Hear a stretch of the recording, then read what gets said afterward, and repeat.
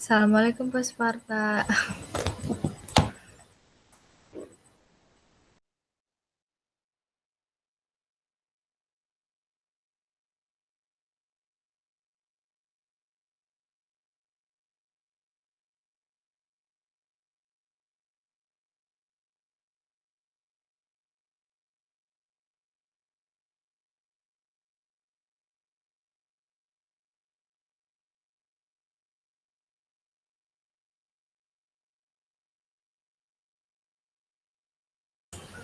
Halo, Assalamualaikum. Waalaikumsalam Pak. Iya, gimana? Udah sampai di mana? Udah selesai? Perbaiki? Kem- kan kemarin saya habis bimbingan tuh sama Bapak kan.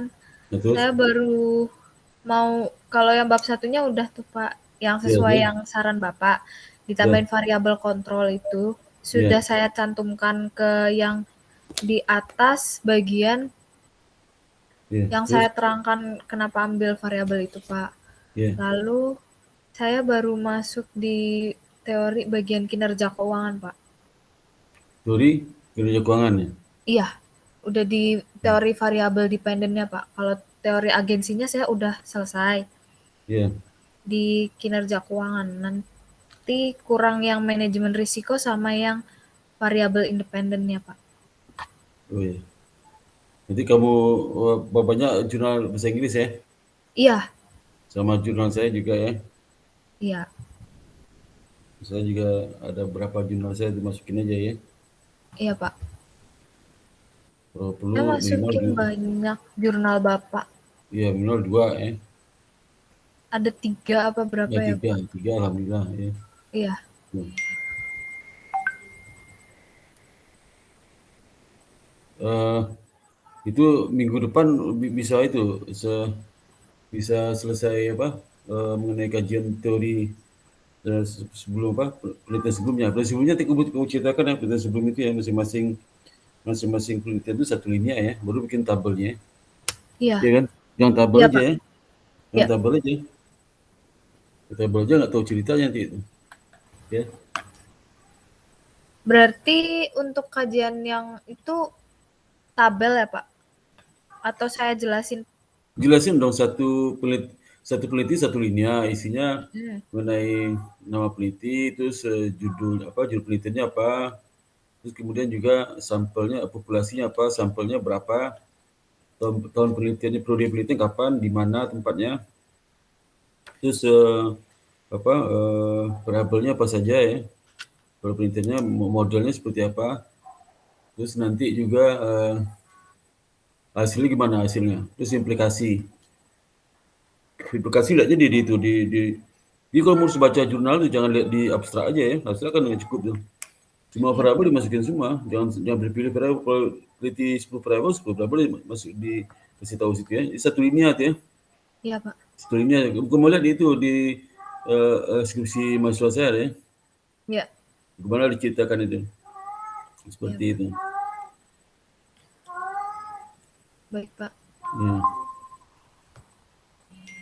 Oke, ada lagi Mbak itu, Mbak Tiara. Sudah sih, Pak, kalau Oke, saya oke. situ dulu. Nanti kalau Ya, ada yang saya tanyakan, saya menghubungi ya. Bapak. Oke, silakan Makasih, si, Pak. terima kasih. Sela, silakan Sela. Sela, Iya Pak, iya Pak, sebentar Pak. buka videonya. Iya Pak,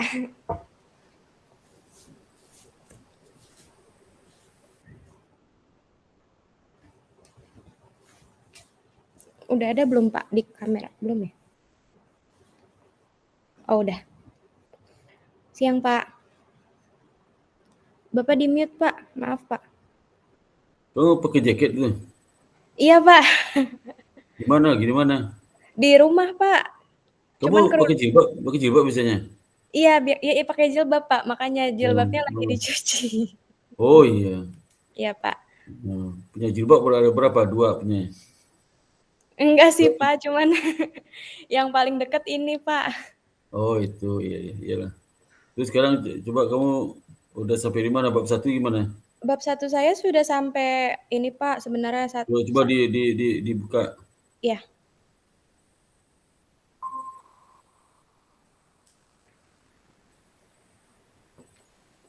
Terlihat, Pak? Kurang besar tidak?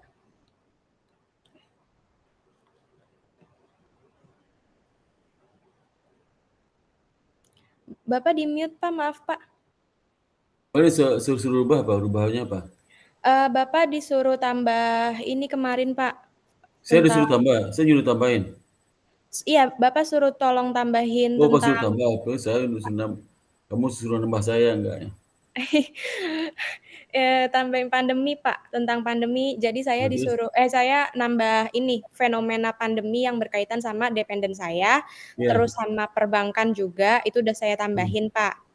Jangan lupa itu ya, referensi jurnal saya ya.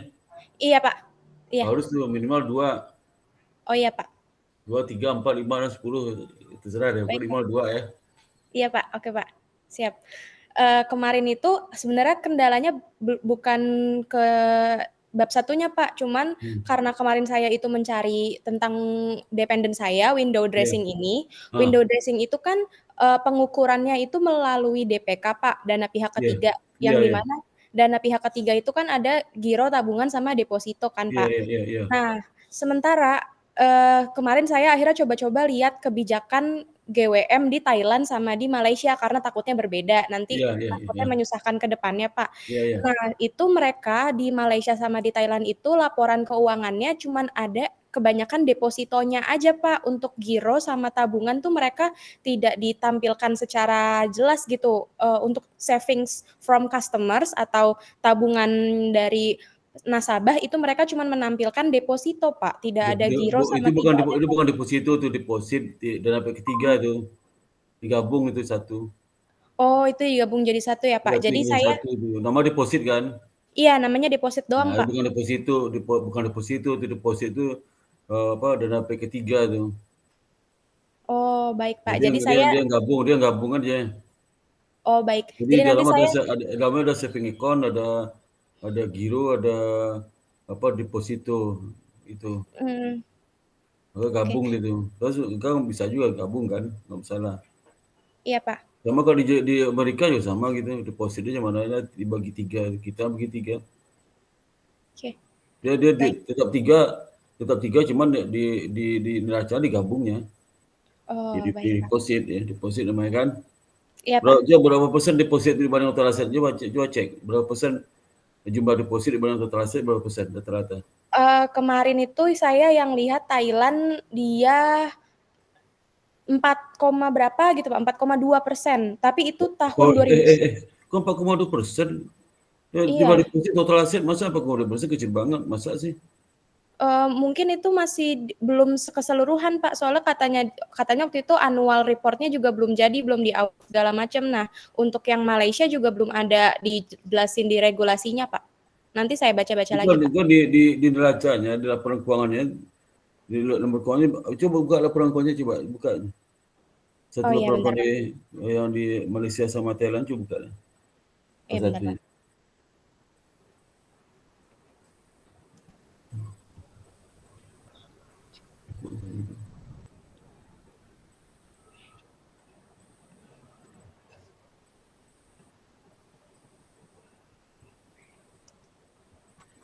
Siapa datang di situ? Sabrina. Iya, Sabrina. Pak. Kamu bimbingan masa atau uji sudah? Bimbingan ya? Bimbingan, Pak. Oh, bimbingan. Saya belum hafal yang baru ini wajahnya. Di mana tinggalnya Sabrina? Saya di Bogor, Pak. Oh, di Bogor. Iya. Kalau kuliah lu kos di Kemang kos. Kalau kuliah kos atau off? Enggak, Pak. Pulang pergi. Belum pergi. Oh, berapa lama tuh Bogor ke Kemang? 2 Naik jam angkot. sih, Pak, paling lama. Hah? Paling lama 2 jam, Pak. Berlama 2 jam. Paling sedikit 4 jam. Enggak, Pak. 2 jam ya lumayan ya. Di Bogor di mana tinggalnya? Di Di Bogor di Cimanggu, mana? Pak. Ah, Cimanggu. Ya. Naik kereta api kamu, naik kereta? Iya, Pak, naik kereta. Oh, naik kereta pasti datang 2 jam ya. Iya. Kalau naik angkot tuh bisa lama tuh. Ini ya, coba digedein tuh siapa si apa? Iya, Pak. Sheila. Mana? Iya. Liability Ini, Pak. deposit. deposit placement of bank and holder financial institution.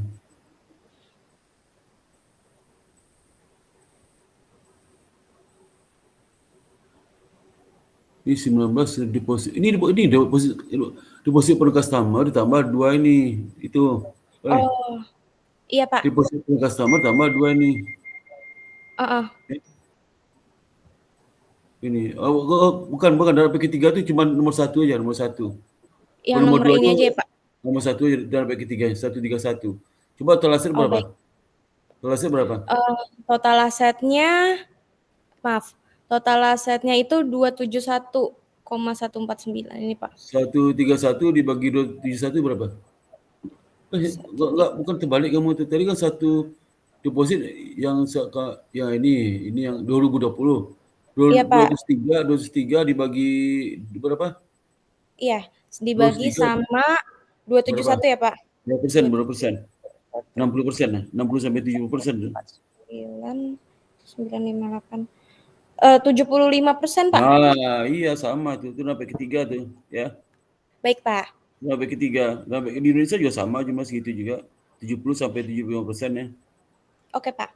Sama itu. Jadi itu kalau di bawah bukan deposit and placement itu bukan. Itu apa simpanan bank kepada simpanan bank lain pada bank itu. Jadi nggak masuk dalam paket 3 itu. Oke Ya. Pak, berarti deposits from customer saja. Makasih ya Pak. Iya. Terus apa Terus, lagi? Berarti nggak ada masalah kan? Nggak ada masalah berarti itu. belum Pak, belum ada masalah. Iya. Saya Terus apa udah lagi? kelar sampai sistematika penulisan sih Pak. Berarti nanti saya tinggal tambah pengaruh COVID di Malaysia sama Thailand karena itu belum saya cari Pak. Ya, jadi ya. Baru di Indonesia aja. Iya. Oke, makasih Pak. Berarti selesai minggu ini kan? Minggu depan bab 2 kan? Iya Pak, doain Pak. Jadi hari Sabtu depan tuh kamu bab 1 udah selesai, itu sebagian bab 2 sampai 5 tampilkan juga ya. Iya Pak, siap Ya, Pak. jadi langsung aja bikin bab 2 sekalian ya. Sama bab 1 sudah net ya. Tunjukkan ke saya Sabtu depan ya. Iya Pak. Ya, terus oke. Oke, berikutnya siapa si Sabrina. Kamu kan nomor berikutnya. Sabrina silakan. Iya Pak. Iya. Izin share screen ya Pak. Ya, silakan.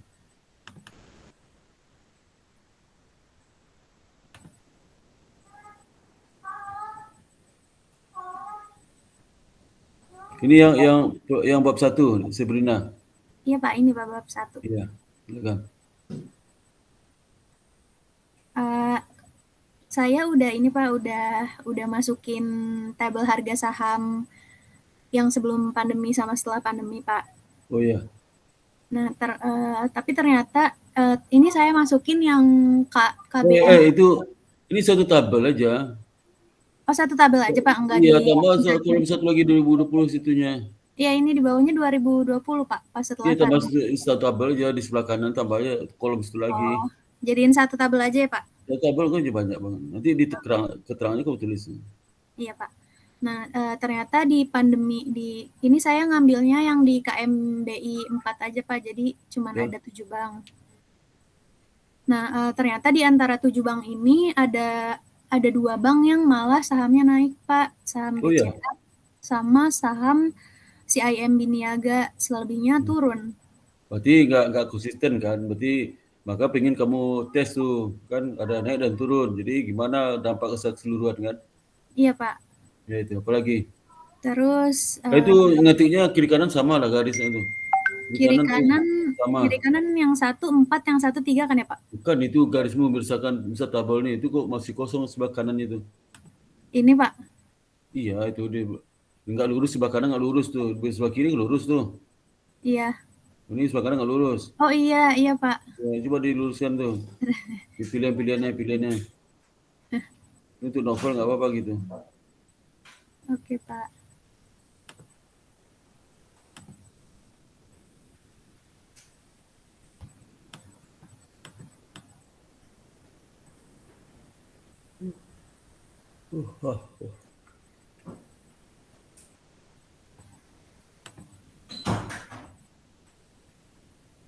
Terus di sini fenomenanya kemarin kan sempat yang itu ya Pak, sempat agak keliru di PSAK. Nih di PSAK revisi 2015 Pak.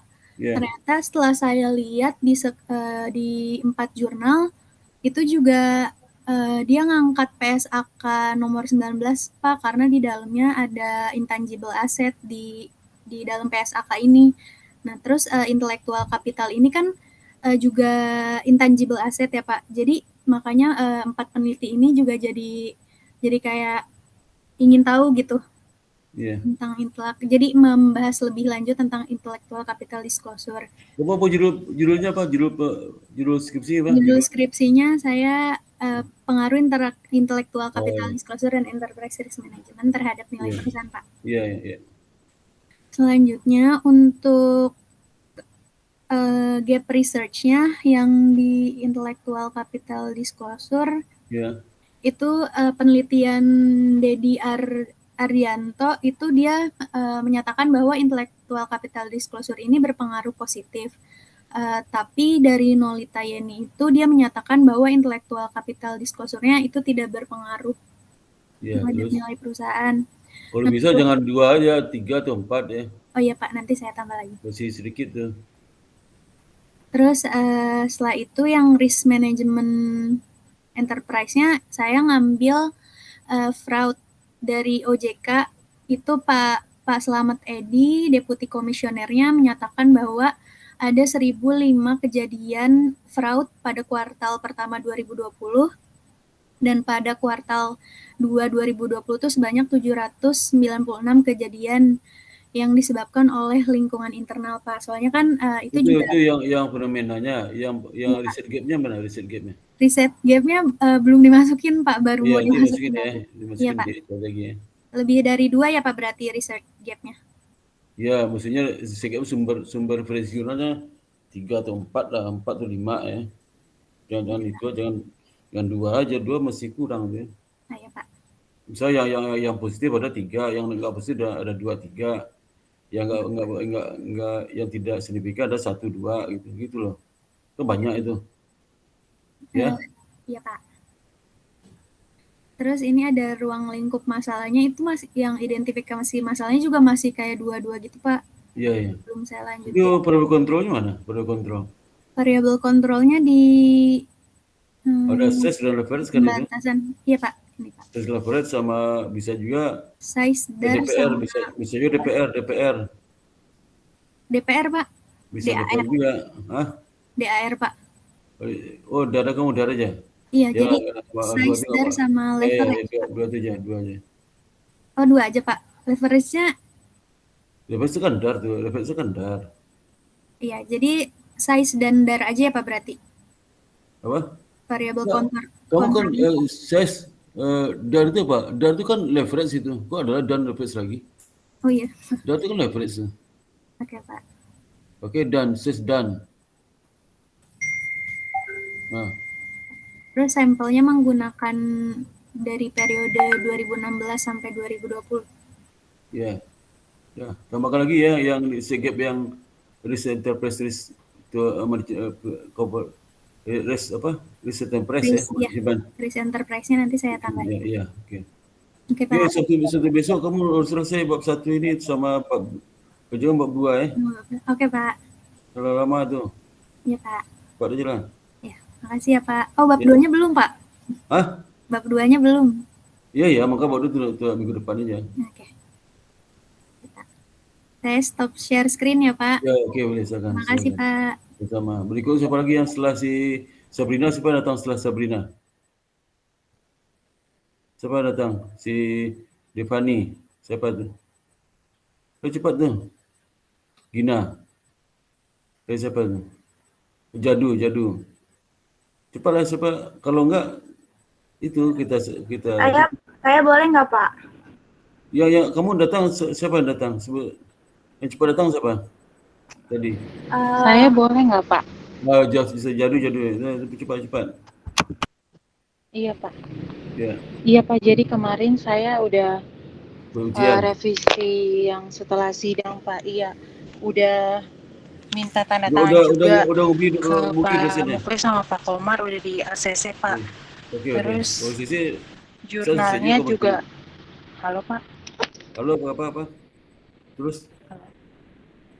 Halo? Iya, sudah Pak. Iya. Itu kalau Iya Pak. tantangan basah ke rumah saya aja. Tantangan basah ke rumah saya aja.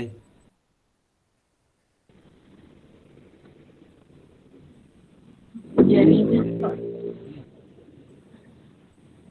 Kalau ini sinyalnya sinyalnya nggak bagus nih sinyal. Kamu di mana nih? Lagi jalan-jalan?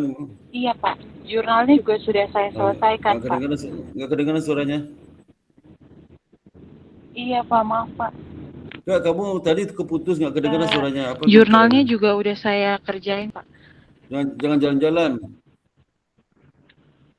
Tadi saya bilang ini Pak, Terus udah kamu ACC sama Pak ambil Komar. jurnal saya ada nggak jurnal saya? Iya, udah ACC Pak Komar sama Pak Muklis Pak. Terus jurnalnya udah saya selesaikan juga Pak. Ya, terus nanti ke rumah saya aja, tuh tangan basah ya. Iya Pak, nanti saya ke rumah. Nggak kedengaran suaranya. Ke rumah Bapak hari apa ya Pak? Ke rumah Bapak hari apa? Terserah aja. Kalau bisa hari Minggu aja, hari Senin Sabtu saya penuh itu. Hari Minggu aja. Kalau minggu depan boleh nggak ya Pak? Boleh, minggu depan boleh. Atau hari ya. Oke Pak, makasih banyak Pak Sparta. Iya. Hari Minggu, kalau hari Senin sampai Sabtu saya penuh jadwal, saya nggak ada. Senin sampai Sabtu, hanya Minggu Iya, bisa ya. Ya, Minggu Iya, jam kalau nggak jam 10, kalau jam 10 kalau jam 1 siang ya. Iya Pak. Nah, tapi kamu hubungi saya dulu ya. Kasih tahu saya dulu hari Sabtu, kasih tahu saya ya. Iya Pak, nanti Ya, saya oke. beritahu Pak. Iya, oke. Iya. Oke, ada lagi nggak? Ada lagi Jadu? Udah Pak, itu Oke, aja Pak. makasih. Oke, makasih ya. Pak. Sukses ya. Ya, sama-sama. Iya Pak, sehat Sukses. selalu Pak. Ya, sama-sama. Assalamualaikum. Oke. Izin live ya Pak. Oke, berikut. Ya, oke, silakan Jadu. Oke, berikutnya siapa lagi? Kau cepat waktunya, jangan lama-lama. Saya boleh nggak Pak? Cepat. Cepat dulu aja. Nah. Iya Pak, sebentar ya Pak. Ini kamu gelap wajahnya kelihatan nih. Gelap banget ya Pak, sebentar ya Pak. Gelap wajahnya. Kasih lampu depan mukamu, kasih lilin kayak apa? Sebentar Pak, udah Pak. Oh, udah. Sebentar ya Pak. Kelihatan wajah. Tadi hitam aja. Iya Pak, maaf Pak cahayanya. Ini Pak untuk revisian dari Bapak pada bab 4 membandingkan regresi 1 dan regresi 2. Itu sudah saya revisi Pak. Ini kamu yang ujian sidang skripsi nih? Iya Pak. Oh, yang revisi 1 siapa dosennya? Dosen utamanya Bapak, dosen penguji kedua Bu Ledi. Apa yang suruh revisi, Pak? Saya presentasikan dulu ya Pak. Iya. Bentar Pak. Ini Pak, untuk koreksi dari Bapak membandingkan analisis untuk regresi 1 dan regresi 2. Iya. Udah kamu kerjain, udah? Sudah Pak. Mana coba? Bentar ya Pak. Iya.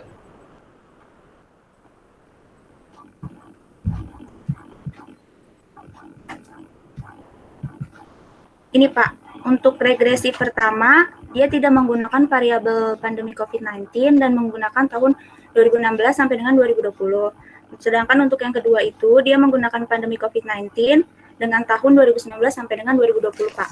Nggak, mana penjelasannya? Ada bukan penjelasannya. Kamu analisis regresi pertama kedua itu di dalam analisis hasil itu. Bukan di tabel ini. Oh, di dalam tabel yang ininya ya, Pak? Bukan di analisis hasil, kamu tunjukkan analisis hasilnya. Bukan di tabel itu, analisis hasil mana? Penjelasannya mana tuh? Berbanding antara regresi 1 2 itu bukan itu. Kan kamu jelaskan dalam penjelasan di analisis hasil kan? Iya kan? Iya, Pak. Nah, mana tuh? Iya.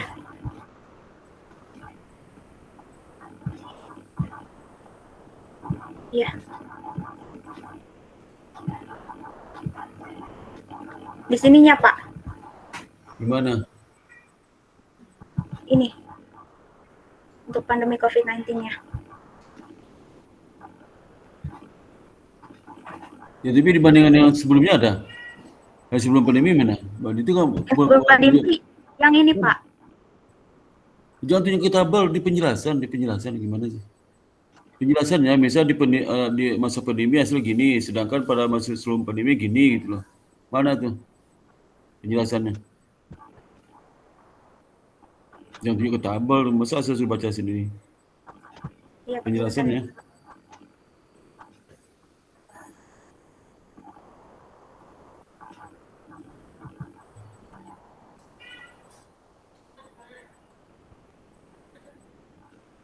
Ini, Pak.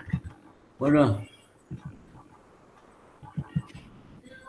Kamu ngerti nggak maksudnya itu? Ini kan di apa? Coba penjelasan saya coba. Yang tadi itu saya suruh apa tuh? Jadi misalnya pengaruh besar gini mana ini? Ini, Pak, pengaruh. Bukan, lihat itu saya yang penjelasan saya tadi itu mana tuh? Ini, Pak. Telah diperbaiki untuk perbandingan di segi 1 dan di segi 2. Jadi pada halaman 56 mana? 56 coba halaman 56 mana? Kau perbaiki apa itu 56? Di mana? Di sininya, Pak. Di mana penjelasannya? Penjelasannya saya bagi-bagi per ini, Pak, per variabel kayak gini, Pak. Iya, variabelnya kau bandingkan nggak periode pandemi sama sebelumnya? Penjelasannya nggak? Enggak, Pak. Saya cuma masukin variabelnya. Perbandingkan lah. Oh iya, Pak. Baik, Pak. Variabel misal variabel A, periode itu dia signifikan, periode berikutnya nggak signifikan gitu loh. Iya, baik, Pak. Itu jangan pisah-pisah itu, ya. Ya, ntar saya gabungkan, Pak. Ya, baik, apalagi itu? Ya cuma itu aja, masa itu aja. Apalagi itu? Ini ada lagi dari mana nih? Kesimpulan digabungkan untuk regresi 1 dan regresi 4. Iya itu kesimpulannya, misalnya kesimpulannya ROA pengaruh terhadap apa? Kamu dependenmu apa dependennya? Dependennya harga saham. ROA pengaruh harga saham pada masa pandemi dan tidak pengaruh pada masa bukan pandemi gitu loh kesimpulannya. Iya, Pak. Yang bisa gitu ya? Iya. Seperti ini, Pak. Mana? Untuk regresi pertama menunjukkan return on asset dan net profit margin berpengaruh positif. Di mana tuh? Bukan itu terbatas penelitian di mana? Yang ini, Pak. Itu kesimpulan di atas kesimpulan di atas mana? Kesimpulan nih kan? Kesimpulan di atas. Terus. Ini, Pak. Kesimpulan persamaan riset itu untuk menjelaskan pengaruh bukan persamaan itu. Kamu permasalahan itu ada berapa? Permasalahan satu apa nama? Permasalahan satu apa? Permasalahan satumu apa? Permasalahan satu, return on asset berpengaruh terhadap harga saham. Harga saham kalau di masa sebelum pandemi gimana pengaruhnya? Setelah pandemi gimana pengaruhnya? Satu kalimat tuh. Ngerti nggak maksudnya? Iya, Pak. Baik, Pak. Ini udah rubah lagi deh. Ya. Ya, baik, Pak. Ya, rubah lagi itu. Dah.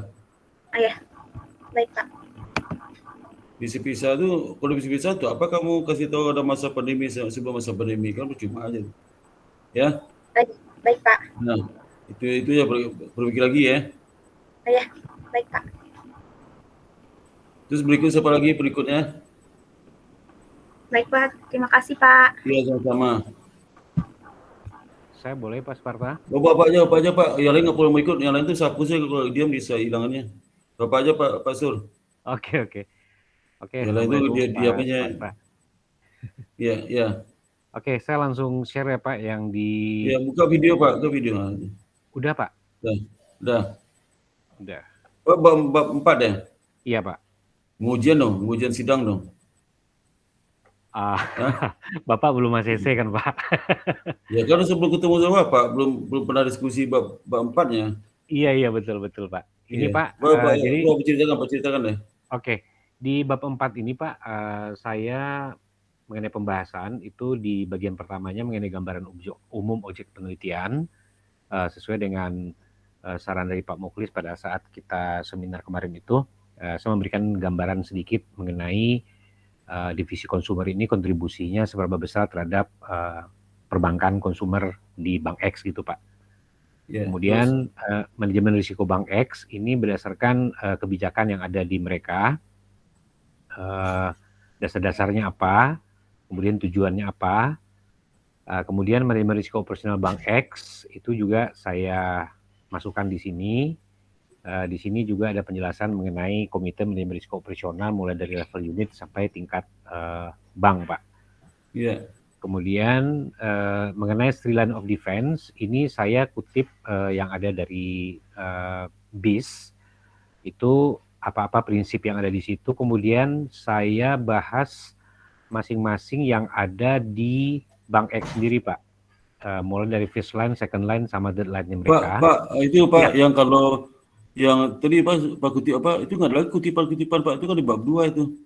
Bapak langsung aja land defense-nya di bank ini seperti apa? Oh iya, ini di banknya ini maksudnya Pak.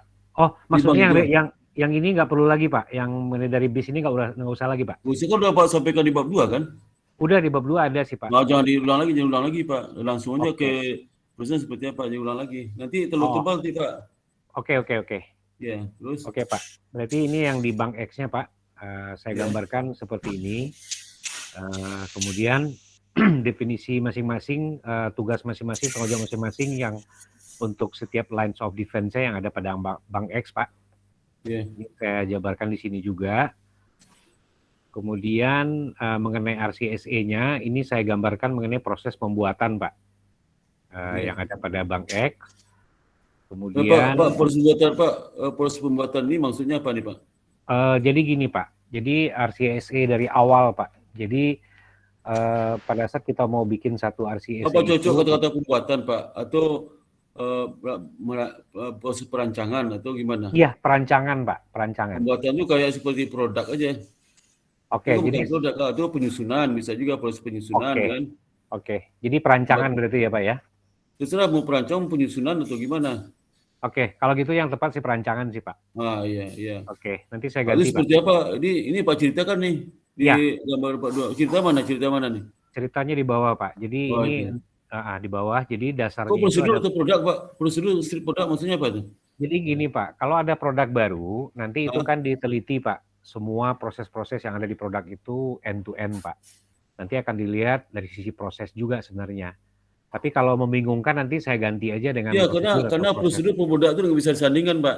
Oke. Karena prosedur itu kan step-step langkah pekerjaan. Untuk proses kan, kalau produk beda hasilnya kan. Iya, oke. Karena di mereka sih tulisnya ada produk, tapi nggak apa-apa nanti saya akan hilangkan kata-kata produk. Bukan produk itu hasil dari prosedur Pak. Hasil dari proses, betul. Hasil dari proses. Jadi kalau Pak prosedur strip produk, orang bingung nanti itu. Oke Pak. Nanti untuk produk. Jadi kalau Bapak mau prosedur, nanti habis prosedur itu produk, nah sekali prosedur itu apa? Ada 2 subnya. Dipisah aja Pak. Oke Pak. Gambarnya mana Pak gambarnya? Ini. Gimana? Prosedur prosedur dan produk. Jadi jangan pakai strip Pak, dan tuh Pak. Oh, dan Pak ya? Iya pakai dan. Kalau dan itu Bapak ceritakan prosedur dan habis itu cerita tentang produknya gitu Pak. Oke Pak. Jangan pakai atau itu nanti bahaya. Jadi atau ini berarti Oke, jadi yang garis miring ini saya ganti dengan dan aja ya Pak ya? Dan, jadi pertama Pak ceritakan tentang prosedurnya. Oke Pak. Nah, baru cerita tentang produk. Ini sejalan sebenarnya sih Pak, tapi daripada membingungkan nanti Pak, mendingan saya ganti, saya hilangkan kata produk aja Pak. Oh gitu? Iya. Iya. Karena produk itu bagian dari prosedur kan? Hasilnya kan? Iya, nanti itu, jadi produk itu kan sebenarnya gini, pada saat ada launching produk baru, itu kan proses juga udah end to end ada di dalam, dalam proses perencana produk itu Pak. Jadi terkait sekaligus sih, tapi daripada gini Pak, Bapak begini, prosedur produk itu, Bapak cerita prosedurnya, hasilnya apa, baru produk, nggak apa-apa itu, jadi dulu tetap prosedur dan produk. Nanti di contoh yang saya bikin, saya ambil satu produk sih Pak. Iya nggak apa-apa. Sudah ada Pak. Kita prosedur dulu, prosedurnya apa? Oke. Baru prosedur, baru cerita tentang produknya. Oke. Di contoh di bawah, di contoh di bawah saya udah ada Pak, contoh yang produk saya ambil untuk proses perancangan gitu Pak. Pembuatan prosesnya ini bagian dari proses juga nih Pak? Iya, betul Pak. Jadi dari lihat, kalau lihat dari proses ini Pak, nanti saya ganti menjadi proses perancangan ya Pak ya. Jadi di sini Bukan prosedur pemetaan proses dulu baru prosedur dan produk. enggak Pak. Jadi berdasarkan prosedur itu nanti semua pihak yang terlibat nanti dipetakan prosesnya kayak gimana gitu Pak. Jadi semua pihak yang terlibat akan duduk bersama nanti ini masing-masing di mereka apa Oh, ini perincian-perinciannya. bagian dari sub dari prosedur misalnya. Kalau dalam bukan sub dari prosedur sebenarnya Pak. Jadi proses coba Pak, kalau prosedur itu apa aja Pak? Prosedur apa? Jadi Oke. lebih. Jadi kalau prosedur itu kan prosedur kerja Pak. Iya, iya. Jadi kalau misalnya ada prosedur baru atau produk baru, nanti Iya. akan ada proses. Iya. Nah, di dalam proses itu nanti, proses itu kan melibatkan banyak bagian ya Pak ya. Nah, nanti dari masing-masing bagian itu dia akan bikin RCSE sesuai dengan bagian masing-masing. Pak, jangan dikasih contoh, misal prosedur apa contoh? Prosedur misalnya produk KTA Pak. Nah, itu jadi dalam penjelasan apa jangan harus jelas fokus Pak. Jadi saya contoh misal prosedur KTA. Contoh, kasih contohnya, jangan langsung kalimat umum aja, biar orang ngerti. Misalnya prosedur itu ada prosedur dan produk itu seperti prosedur tentang proses KTA, proses apa lagi gitu ya, sebutkan di situ ya. Apalagi contohnya. Jadi orang tahu itu. Oke Pak. Oke. Di bawah sama saya gini Pak, apa cerita tentang penjualan apa kan? Apa Iya, penjualan mobil, penjualan apa pakaian itu, jadi harus lebih jelas barangnya itu. Oke Pak. Iya. Oke Pak. Di bawah, nah ini saya kasih contoh untuk produk KTA Pak. Iya. Nah ini pemetaan proses untuk produk KTA. Nah ini langkah-langkahnya saya jabarin di sini Pak. Kemudian proses identifikasi Coba Pak, gambar itu ceritakan Pak. Coba ceritakan Pak. Ceritakan dulu Pak. Oke. Jadi ini proses misalnya ada launching produk KTA baru. Iya. Jadi pemilik prosesnya itu adalah bagian bisnis KTA dan dia itu adalah sebagai pemilik prosesnya tersebut. Nah kemudian KTA ini kan tanpa ada penjualan kan berarti tidak akan jalan Pak. Iya. Jadi pada saat dilakukan penjualan maka penjualan itu menjadi proses yang dilakukan di divisi lain. Yeah. Nah, kemudian penjualan ini ada yang secara langsung atau melalui cabang. Yeah. Nah, dalam hal pemetaan proses ini berarti adalah sesuai dengan masing-masing pemilik proses ini, Pak. Jadi RCSE nanti ada untuk di produknya KTA sebagai bisnis, kemudian di distribusi penjualan, nanti ada lagi proses RCSE di situ, Pak. Yeah. Nah, setelah itu nanti ambil sampel di sini adalah terkait dengan pemilik proses untuk penjualan.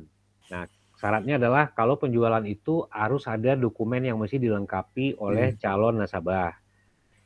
Nah, kemudian di sini juga subprosesnya adalah terkait dengan analisa kredit.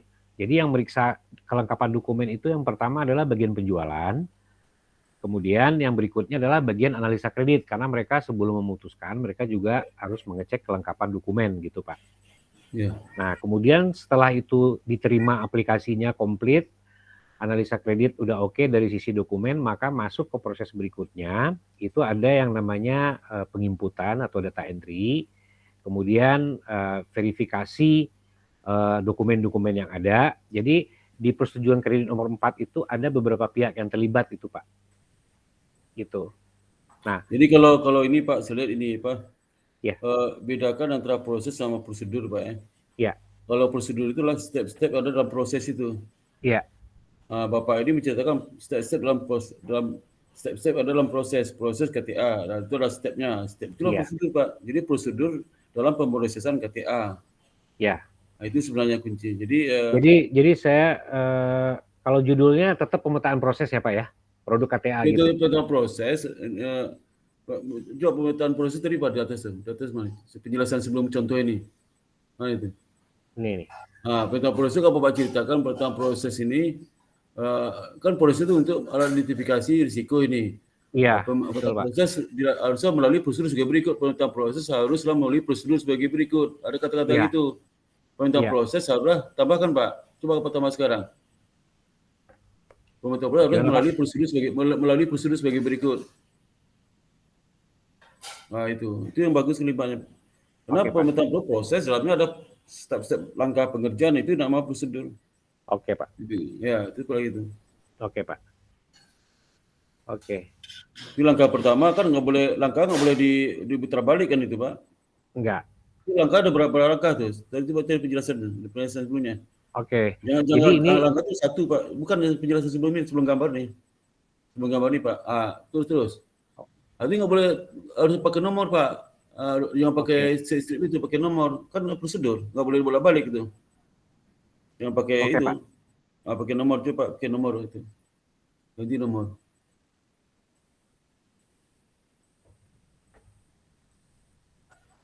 Itu. Jadi langkah 127 itu nggak boleh dibolak-balik tuh. Oke Pak. Tapi kalau mau pakai strip itu bisa bolak-balik. Nah itu ya. Oke Pak. Oke. Jadi ganti nomor. Oke Pak. Kita balik ke sini Pak. Iya. Jadi ini coba Pak, coba lihat sebelum gambar itu. Sebelum gambar itu Pak, sebelum gambarnya ada kelihatan. Berikut contoh, coba. Ada berikut contoh itu. Ini. Berikut contoh skema pemetaan proses untuk produk tabungan dengan melalui prosedur 1 sampai 8. 1 sampai berapa? 6 ya? 7. Melalui prosedur 1 sampai 6. Melalui prosedur 1 sampai 6. Padahal ini 7 kan ini 6 nih gambar. Melalui prosedur 1 sampai 6. Iya, kalau di sini saya tidak masukkan Lalu kan 7 itu, tapi Pak gambar 6 kan? Sebenarnya gini Pak, pemetaan proses itu harus melalui, kan ini poin-poin pemetaan proses. Iya. Jadi ini menggambarkan secara umum sih Pak. Tapi kalau yang contoh saya di bawah ini lebih ke proses pemetaan proses kalau itu produk KTA Pak. Jadi berarti kalau di dalam perusahaan Bapak itu ada berapa prosedur? Ada yang 6 dan 7 dan 8 itu? Bukan begitu maksudnya Pak. Jadi ini standar umum. Ini standar umum. Jadi sebenarnya pemetaan proses ini kan standar umumnya begini. Harus dimulai dari awal. Ya. Ini kan dibilang di sini mulai dari proses awal hingga akhir end to end. Kemudian mencatat semua proses. Nah itu maksudnya prosedur secara umumnya gitu Pak. Iya. Nah pas di sininya, ini contoh skema pemetaan proses untuk produk KTA. Ya cuma 6 prosedur, 6 langkah. Ini saya menjabarkan proses-proses yang ada secara umum dalam hal menganalisa end-to-end-nya KTA, Pak. Jadi di sini bukan hanya satu pihak terlibat, tapi ada beberapa pihak terlibat. Jadi misalnya ini sebagai contoh, yang pertama adalah pemilik dari bisnis itu sendiri. Kemudian ini sebenarnya kan bisnis proses kan Pak? Bisnis proses, kalau ini lebih ke RCA prosesnya sih Pak. Pemetaan proses untuk mengidentifikasi risiko di mana, tapi dilakukan di masing-masing unit yang terlibat. Ini untuk identifikasi risiko. Betul Pak. Tapi di mana kata-kata risikonya Pak? Coba. Jadi nanti gini, ini kan baru nih contohnya Pak ya. Misalnya untuk distribusi penjualan. Nanti di bawah saya jelasin nanti Pak. Ini identifikasi risiko Pak. Nah gini Pak, kalau memang Pak, kalau judul itu Pak, contoh pemetaan mana judul tadi ini? Ini namanya pemetaan proses identifikasi risiko, kan gitu. Iya. Jadi contoh pemetaan proses identifikasi risiko untuk produk KTA, gitu nggak? Identifikasi risiko termasuk di dalam proses ini. Iya, termasuk di dalam. Jadi setelah kita jadi gini Pak, misalnya di bagian penjualan ya Pak ya. Di bagian penjualan itu syarat-syaratnya adalah bahwa penjualan itu harus mengetahui produknya itu sehingga bisa memberikan penjelasan produk. Kemudian nanti dia juga harus melakukan pengecekan dokumen dan jumlah dokumen yang diminta itu harus sesuai dengan persyaratan yang diminta. Nah, setelah itu dia mengecek keabsahan dokumen itu tanggung jawab di pemilik di yang penjual. Nah, dari sana nanti baru kita identifikasi untuk proses pengecekan dokumen, kontrolnya apa. Nah, kalau kontrolnya itu berarti adalah sebagai contoh di sini, risikonya apa nih?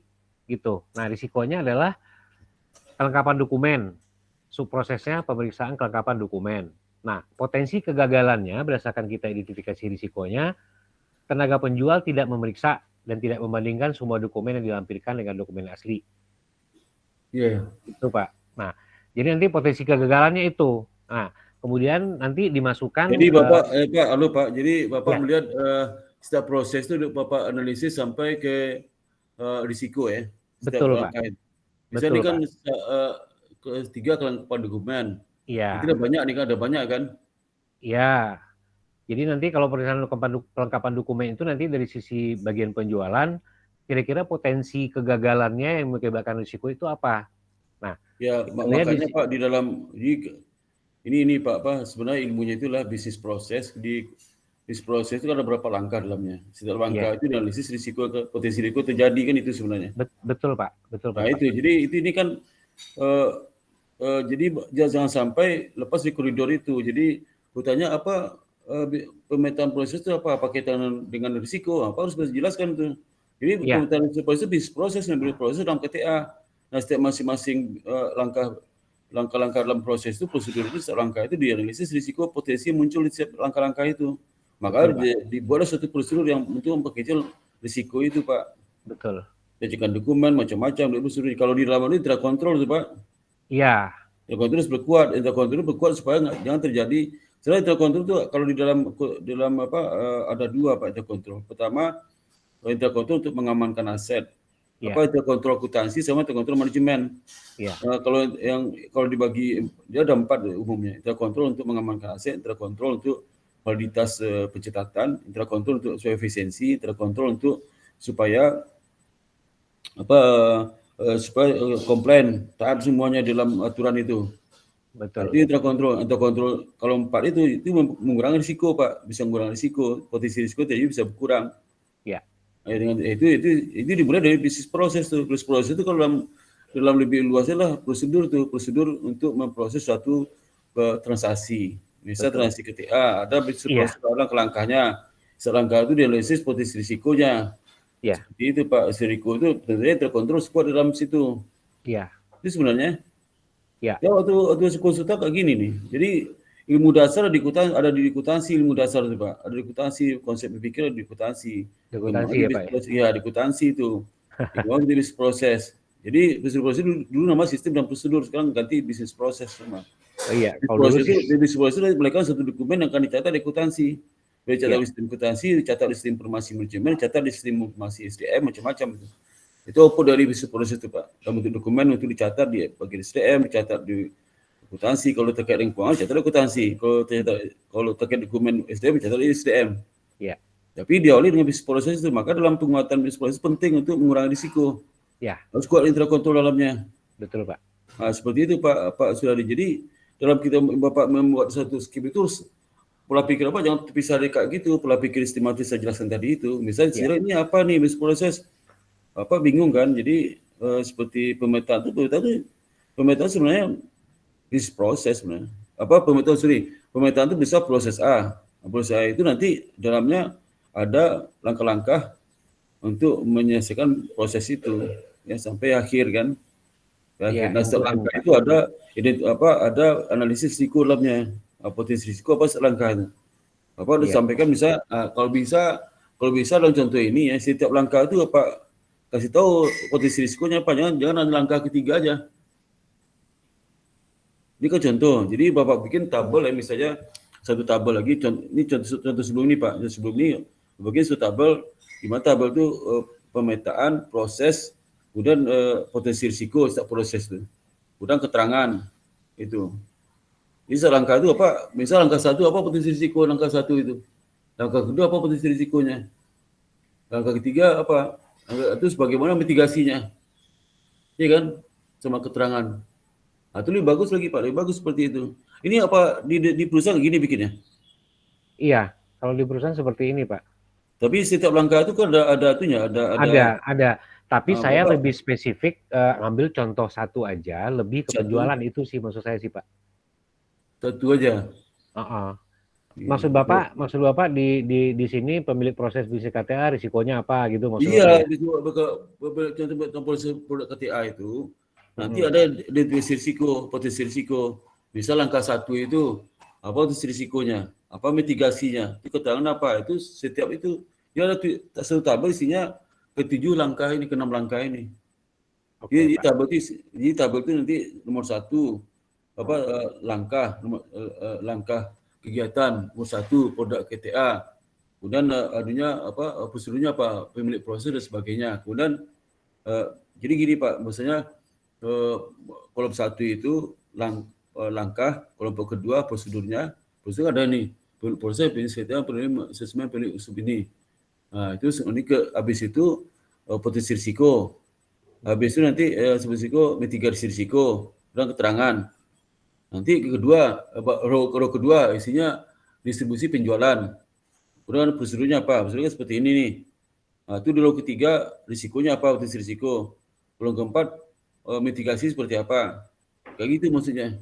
Oh, kalau gitu Bapak berarti itu sudah mengcover semua, Pak. Kalau saya step by step di sini sampai ke bawah, Pak. Itu maksud saya. Step by step. Kalau step by step, Bapak, Iya. berarti mulai langkah 1 dulu, jangan langkah 3 loncat langsung. Bukan langkah 3 loncat sih, Pak. Yang langkah 3 loncat yang mana? Ini 3 nih. Proses ketiga. Apa itu maksudnya? Yang mana, Pak? Ini ini gambar balik kan Iya, nomor 3 nih. iya. Itu mana? Betul. Jadi gini, Pak. Ini kan proses masing-masing secara umum end to end. Jadi ini mulai pada saat launching produk sampai dengan penutupan produk di langkah 6. Nah, kemudian untuk yang terkait dengan kelengkapan dokumen ini saya ambil sebagai contoh untuk pembuatan RCEC Pak, untuk rancangan. Jadi saya ambil contoh yang nomor ini, makanya saya ambil contoh 3 gitu. Itu sih Pak. Jadi saya tidak bikin satu-satu. Itu apakah Pak setiap satu-satu ada SLC-nya nggak? Satu-satu. Ada Pak. Jadi yang masing-masing ini dia bikin sendiri, yang ini bikin sendiri, yang ini bikin sendiri, bikin sendiri gitu. Nah, Pak. Bapak sampaikan Pak, ungkapkan itu, jangan sejalan nomor 3 aja. Oke, berarti saya harus sampaikan di sini bahwa saya ambil contoh. Nomor 1. Iya. Ya, gimana Pak? Sampaikan satu-satu. Kurang di nomor 1, nomor 2, nomor 3. Apa nomor 3 aja nih kelengkapan dokumen. Iya, saya ngambil contoh itu 1 memang sih Pak. Jadi dijelasin semua Pak. Jelasin semua lah Pak. Kan satu contoh itu lengkap. Berapa studi kasus Pak? Lengkap itu. Iya. Oke. Itu yang global ya Pak ya. Iya, nanti pas ditanya sama dosen lo, kenapa kok cuma 3 aja? Nomor 1 dia memang nggak ada potensi risiko. Nggak ada mitigasi risiko, pasti ada lah kan? Pasti ada sih Pak. Pasti ada. Nah, maka setelah proses itu dilihat potensi risikonya. Maka Bapak jelaskan semua gitu. Oke deh, kalau gitu Pak. Iya. Oke. Berarti nanti ini akan contoh ini apakah saya akan bikin juga nanti dengan semua 6 proses itu Pak? Iya. Kalau ini kan hanya di nomor 3 nih kelengkapan dokumen. Iya betul Pak. Berarti saya bikin ini ada 6 ya Pak ya? Iya 6 ya betul sekali. Oke Pak. Iya. Nah ini masih contoh KTA yang ini Pak. Iya betul. Oke. Ini masih standar KTA. Jadi masih di proses nomor 3 gitu Pak. Iya. Nah, ini perancangan KCSA-nya. Nah, saya contoh rancang RCSA-nya untuk produk KTA juga masih terkait dengan nomor 3. Nah, ini ya Pak? Di nomor 1, iya. Jadi kalau contoh KTA konsisten ke KTA semua. Kan kemudian semua KTA itu diceritakan langkah 1 sampai 6 gitu. Oke, kalau gitu. Berarti artinya saya nangkap masukan dari Bapak adalah semua proses yang 6 tadi saya akan bikin semuanya mulai dari proses kontrol sampai nanti dengan rancangan RCSA-nya ya Pak ya? Iya, betul. Oke, kalau gitu Pak. Supaya nanti Bapak bisa menceritakan keseluruhan bagaimana proses KTA itu. Bisa pemetaan risikonya, bisa lakukan pemetaan risiko di proses KTA itu. Kalau cuma 1 aja kan nggak bisa Pak. Atau ada kaitan nggak masing-masing risiko dengan sekolah di setiap langkah itu? Oke. Iya. Siap Pak. Jadi nanti itu saya akan tambahin ya Pak ya. Berarti ada 5 last step lagi. Iya. Nah, kalau yang di berikutnya adalah pelaksanaan RCC secara umum nih Pak. Ini saya bahas juga. Iya. Nah, ini yang terada di Bank X. Nah ini ketentuan ininya, cara perhitungan Iya. sampel segala macam. Kalau Iya. ini tidak perlu melalui satu-satu berarti ya Pak ya? Kalau ini cukup yang Iya. global aja ya Pak ya? Iya. Oke Pak. Kemudian hasilnya bagaimana? Ini saya juga bahas.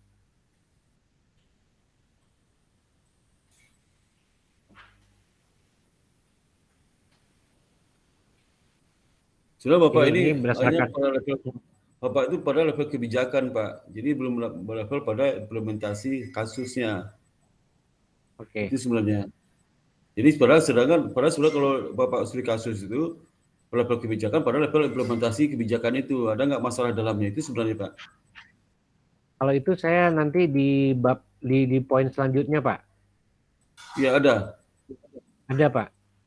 Nah, silakan Pak. Nah di analis data ini Pak. Nah ya terus. Jadi di bagian analisis data ini saya ambil dari sistem informasi manajemen risiko Pak, yang mana bisa diekstrak. Iya. Jadi data temuan RCSE-nya pada periode 2015 sampai 2020 ini kan karena ada sistemnya itu masih belum begitu bagus Pak. Iya. Jadi ekstraksi datanya itu masih ada data yang sama muncul pada laporan yang berbeda dengan struktur data yang berbeda. Sehingga untuk menghindari data ganda, maka saya melakukan pencatatan Pak, sesuai dengan metode penelitian yang saya pakai. Jadi saya pilah-pilah gitu Pak. Nah, kemudian untuk analisa data pelaksanaan RCSE sendiri itu 2015-2020 total pelaksanaannya ada segini 6.601, dilakukan pada 19 unit kerja. Kemudian ada perubahan dalam struktur organisasi juga Pak, sehingga jumlah RCSE-nya itu berbeda. Ada yang dikembalikan kepada direktorat asal, ada yang pindah ke direktorat lain. Kemudian unit untuk yang divisi pinjaman konsumer sendiri itu dibagi penjualan sama produk Pak. Jadi produk ini maksudnya adalah bagian bisnisnya ya Pak ya. Iya. Oke, kemudian jumlahnya menjadi turun, nanti saya gambarkan di tabel begitu Pak. Iya. Seperti Tabel mana Pak ini? Ini ya. Tabel Prodi 2019-2020 tahun. Iya. Iya. Ya, jadi ini frekuensi pemeriksaan yang sudah dilakukan, kemudian ini jumlah RCSE-nya Pak. Nah, kemudian saya analisa juga mengenai pengambilan sampel RCSE yang sudah dilakukan itu Pak. Iya. Jadi kan ada ketentuan pengambilan sampel yang sudah diatur. Iya. Nah, kemudian saya analisa 60 sampel dari periode ini, masing-masing 10 setiap tahunnya. Nah, itu saya bahas di situ, itu masalah pencantuman populasi Pak. Karena kalau untuk pengambilan sampling kan berarti harus tahu populasinya berapa. Dan berarti di hasilnya juga harus disebutkan populasinya berapa gitu. Karena kalau dia cuma cantumkan aja sampel berapa kan tidak punya dasar kan Pak ya. Iya. Jadi saya udah analisa juga bahwa ternyata banyak yang tidak mencantumkan populasinya berapa. Dia cuma bilang diambil sampel sekian gitu. Nah seperti itu sih Pak. Jadi ini salah satu analisa yang saya lakukan juga mengenai pencantuman populasi Pak Sparta.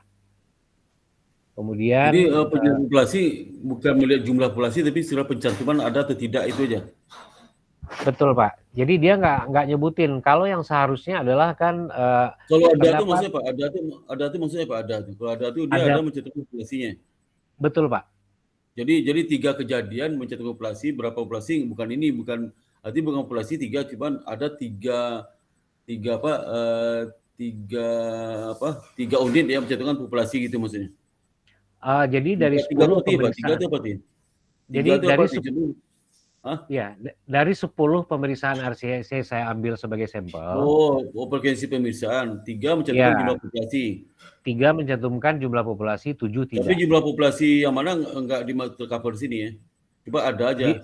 Dia nggak sebutin, dia cuma laporkan dia ambil sampel report tanggal sekian, dilakukan pemeriksaan terhadap report tersebut. Hasilnya adalah sesuai atau tidak sesuai seperti itu. Tapi mereka tidak sebutkan bahwa pada periode, misalnya kalau dia bulanan Pak ya, pada periode bulan Juni terdapat populasi report sebanyak 100 misalnya.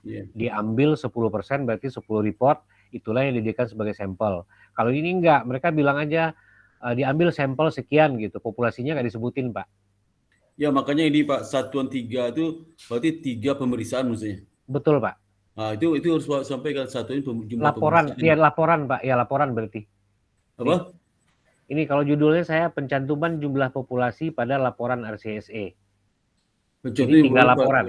Laporan RCSE. Oh. Dari bentuk jumlah laporan berarti dong. Berarti betul jumlah laporan. Jadi saya ambil jumlah laporan 10 sebagai sampel. Jadi 3 laporan dicantumkan populasi. Nah, itu Pak. Jadi laporan enggak? Jadi satu ukurnya laporan tulis gimana nulis? Pencantuman jumlah populasi per laporan itu. Jumlah populasi per laporan. Karena pikiran nanti 3 populasi. Pencantuman jumlah populasi pada setiap laporan. Jadi berarti apa nama itu? Berarti ditambahin itu Pak ya? Enggak, bukan di situ Pak, bukan di situ. Itu udah benar. Di judul tabel. Di tabel itu pencantuman populasi per laporan. Oke, Pak. Pak. Bukan pelaporan, jumlah populasi setiap laporan. Jadi jumlah populasi dalam laporan. Oke, Pak. Pencantuman jumlah populasi supaya menjadi keracuan 3 itu populasi itu laporan itu. Iya. Oke. Gimana Jadi cara itu? pencantuman populasi per laporan atau garis miring laporan boleh, Pak? Kalau garis laporan. Dalam kurung ukuran laporan per laporan gitu, per laporan. Oh. Oke, Pak. Laporan bisa racu juga, kira bisa laporan 3 populasi, bukan itu maksudnya. Gimana tuh ya? Jumlah laporan yang mencantumkan populasi itu Pak, jumlah laporan yang mencantumkan populasi, itu aja. Oh, oke. Jumlah laporan yang mencantumkan populasi itu. Judul itu pencantuman itu. Itu di atas tabel 45 itu jumlah laporan yang mencantumkan populasi. Jumlah laporan yang mencantumkan populasi ya Pak ya? Iya, itu. Jumlah laporan yang mencantumkan jumlah populasi. Oke, Pak. Atau laporan mencantumkan jumlah populasi. Nah, yang ini juga sama nih, yang itu laporan yang mencantumkan jumlah populasi. Oke Pak, saya catat ya Pak. Itu pencantuman populasi dalam laporan bisa juga. Jadi saya takutnya jangan bingung orang lihat ini tiga populasi atau 3 laporan, ini bingung orang. Oke Pak. Iya, tadi saya agak bingung tuh, ini 3 bisa 10 laporan atau 10 populasi, ya kan? Kalau pasti jumlah. Jadi dalam 10 laporan itu 3 mencantumkan jumlah populasi di laporan itu, 7 lagi enggak mencantumkan, kan seperti itu kan Pak? Oke Pak. Nah, itu. Jadi kemudian tabel 45 itu Pak ceritakan di mana? Ceritanya analisa di mana? Analisa tabel 45 di bawah Pak. Di bawah nih. Di atas memperlihatkan bahwa pencantuman populasi pada pelapor itu ini dilakukan itu sebagai berikut. Sampel pemeriksaan dari 10 sampel pemeriksaan penelitian dapat dari 10 sampel laporan dan 10 laporan atau dari 10 laporan sampel pemeriksaan bagaimana tuh? Dari 10 sampel laporan 10 sampel laporan pemeriksaan. Ya. Penelitian hasil RCSE. Ya.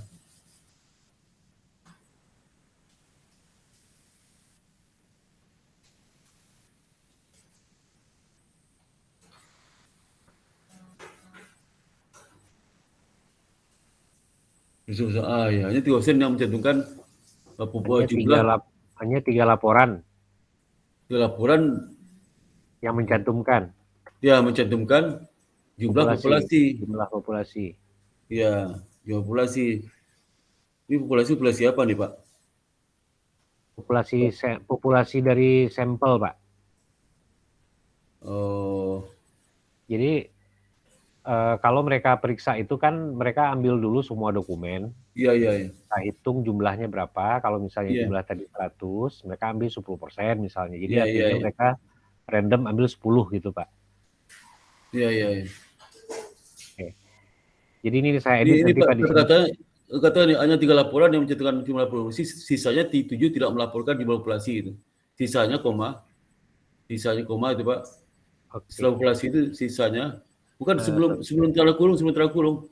Ya. Ada koma, sisanya 7 laporan tidak mencantumkan jumlah populasi. Sisanya 7 laporan tidak mencantumkan populasi. Atau 30% yang hanya mencantumkan populasi dalam kurung, hanya 30% yang mencantumkan jumlah populasi itu.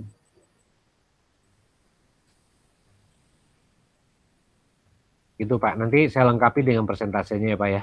Iya.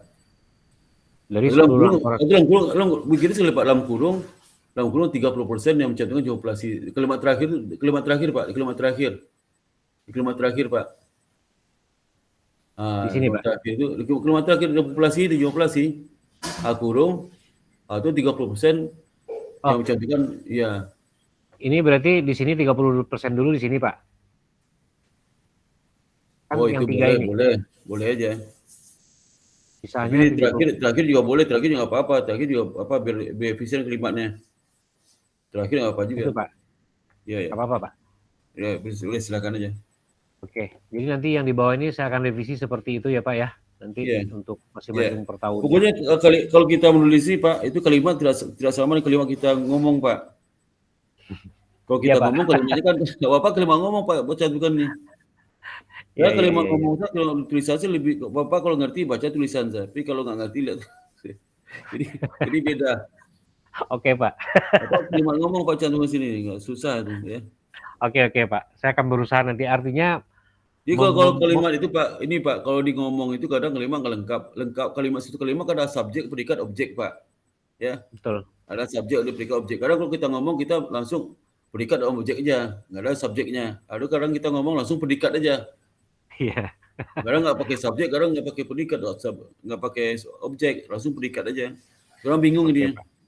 Oke Pak, nanti saya akan lengkapin sesuai dengan seperti saran Bapak tadi. Ini saya kasih contoh Pak. Ini pada pelaporan itu mereka hanya menyebutkan sampel yang diambil sebagai berikut. Sampel poin A adalah, jadi kan kalau tes langkah pengujian itu kan ada yang pakai A besar, A kecil segala macam atau angka 1 gitu Pak. Jadi mereka hanya menulis seperti ini tanpa menyebutkan berapa jumlah populasi gitu. Itu sih Pak. Nah, kemudian di pembahasan berikutnya ini terkait dengan hasil pelaksanaan. Gini Pak, halo Pak. Ya, Pak. Ya. Di tabel tadi penjelasan tabel itu harus Pak jelaskan kenapa pentingnya disebutkan jumlah populasi. Kenapa? Apa pentingnya? Ada penjelasan itu enggak? Saya ditampilin di bawah. Di bawah saya tampilin Pak. Di bagian terakhir.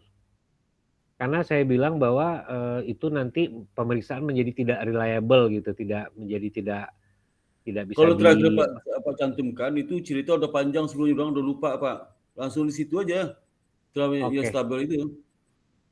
Itu terlalu jauh Pak kan langsungnya di situ. Kan ini bagian analisa juga kan. Oke Pak. Enggak, saya khawatir dianggap sebagai kesimpulan bukan ya Pak ya, bukan ya? Bukan, menganalisis Pak. Jadi kenapa? Jadi gini, sebelum mengatakan itu, jadi jumlah sampel itu seharusnya dicantumkan di laporan karena apa? Kenapa penting? Apa kan di sini menceritakan ditemukan ada yang mencantumkan jumlah sampel dan enggak itu untuk apa gitu? Untuk apa? Betul Pak. Nah, itu menjelaskan dalam studi linia. Kenapa pentingnya? Nah, nanti berikut ada analisis yang sama terhadap itu tinggal menukan aja mencatatkan bahwa kalau nggak ditampilkan sampelnya akan terjadi apa? Persepsi orang jadi mana gitu. Gitu Pak. Iya. Oke Pak.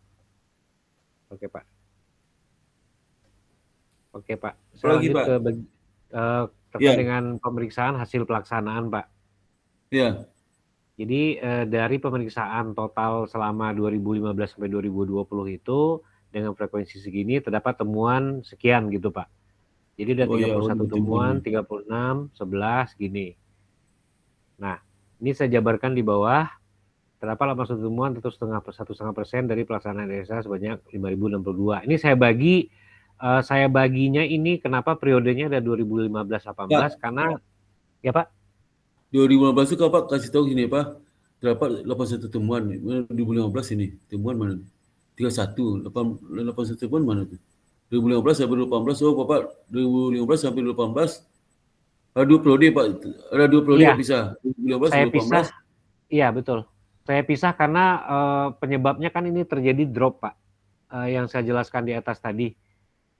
Di atas tadi kan ada pemisahan, jadi yang sebelumnya 31, 36, kemudian terjadi pemisahan pemeriksaan sehingga jumlah menjadi turun. Kalau menurut Bapak perlu saya pisahin atau gabung aja Pak? Nggak usah. Enggak, sebenarnya kan periode kenapa nganggap periode 2015-2018 karena apa itu? Karena turun itu. Tapi 2019 iya, karena jumlahnya turun.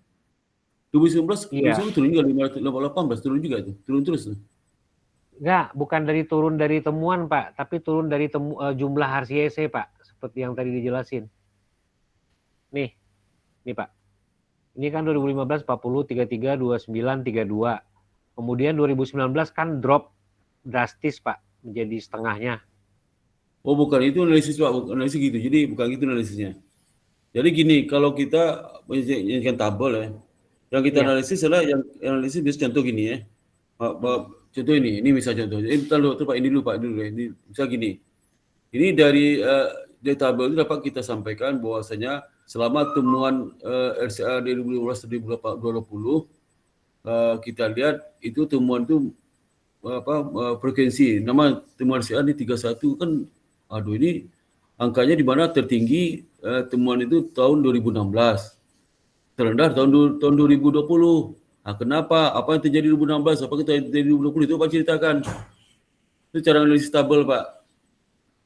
Oke, Pak. Di tabel itu kita gini, di tabel itu dari pemeriksaan 2015 sampai 2020 ya.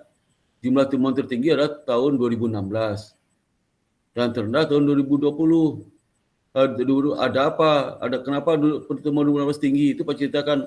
Kenapa temuan 2020 rendah cuma 2? Ada apa? Apa yang terjadi di perusahaan itu? Ya. Itu cara menganalisis tabel itu. Jadi tabel itu tidak usah diulang angkanya, nggak usah. Kasih tahu aja temuan tertinggi 2016. Rendah 2020. Apa yang terjadi 2016 sama 2020 di perusahaan itu? Apa yang terjadi? Itu Pak jelaskan, Pak. Oke, Pak. Ya, gitu juga tabel berikutnya. Tabel berikut mana, Pak? Tabel berikutnya. Tabel tadi itu misalnya nih. Ini tabel tadi ini. Ini tabel frekuensi. Ini frekuensi bulanan, kuartal, maksudnya apa nih?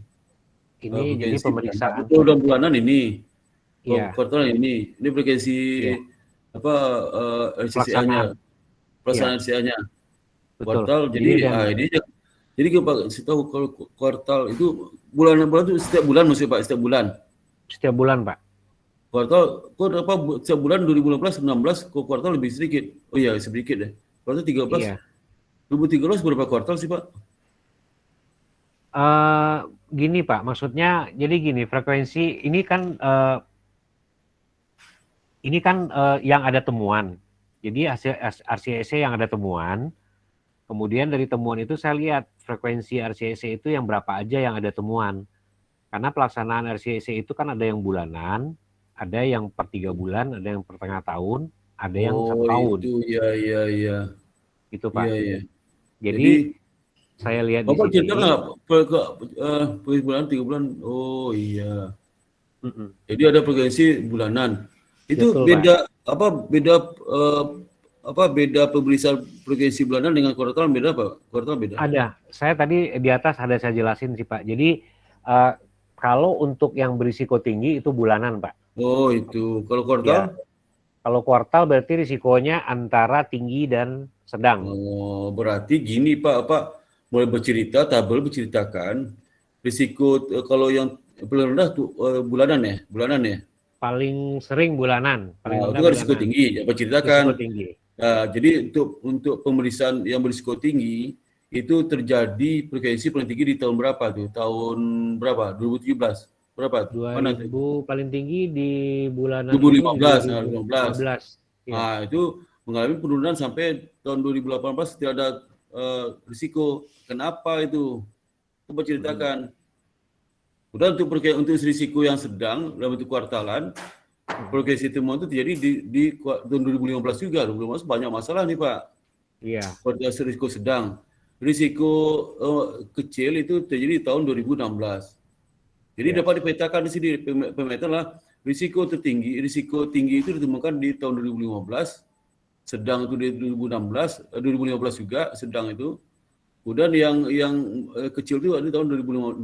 Pak ceritakan tuh Pak, kenapa? Ada apa di situ? Apa artinya? Terus kenapa dalam tahun-tahun 2000 kenapa tahun-tahun 2018, 2019, 2020 risiko tinggi, sedang dan kecil itu terjadi penurunan yang luar biasa. Ada apa? Apakah terjadi penguatan dalam sistem risk manajemennya atau gimana? Itu Pak ceritakan makna tabel nih. Oke Pak. Itu. Jadi penjelasan Bersama Pak ini kan di penjelasannya sekedar membaca tabel aja, tanpa menganalisis itu. Ya. Oke Pak. Kalau saya Gitu. cuma kasih penjelasan seperti ini aja sih Pak nih. Kalau ini saya bilang bahwa hasil pelaksanaan RCSC berbanding lurus dengan frekuensi pelaksanaannya, bahwa temuan gitu. Jadi kalau makin sering frekuensi, makin banyak temuan didapatkan. Sebaliknya makin jarang frekuensi, sedikit temuan didapatkan. Loh, Pak, itu frekuensi, Pak, itu frekuensi itu kan risiko kan, Pak? Kaitkan Iya. risiko, bukan dikaitkan dengan jumlah temuan, bukan itu risikonya, Pak. Kenapa kan temanya kan risiko nih. Jadi kalau bukan jumlah temuan, jadi risikonya. Jadi risiko tinggi itu sering ditemukan pada tahun 2015 ya. Risiko sedang 2015, risiko yang rendah itu 2000 sekian, 2000 berapa itu. Nah, terus kalau penjelasan seperti ini, Bapak tidak menyentuh sama sekali tentang risiko, Pak. Tentang risiko. Padahal itu pemeriksaan bulanan sama kuartal sama tahun terkait dengan potensi risikonya, kelas potensi risiko tinggi, sedang, dan bawah. Nah, kalau ini kan Pak ngaitkan itu kan? Iya. Kalau di sini, tapi boleh Pak, nanti saya tambahin Pak. Kalau di sini saya memang awalnya hanya menganalisa yang untuk bagian ini adalah terkait dengan frekuensinya aja sih Pak. Tapi nanti saya akan tambahkan, hanya berdasarkan frekuensi. Ya, tambahkan risikonya. Oke.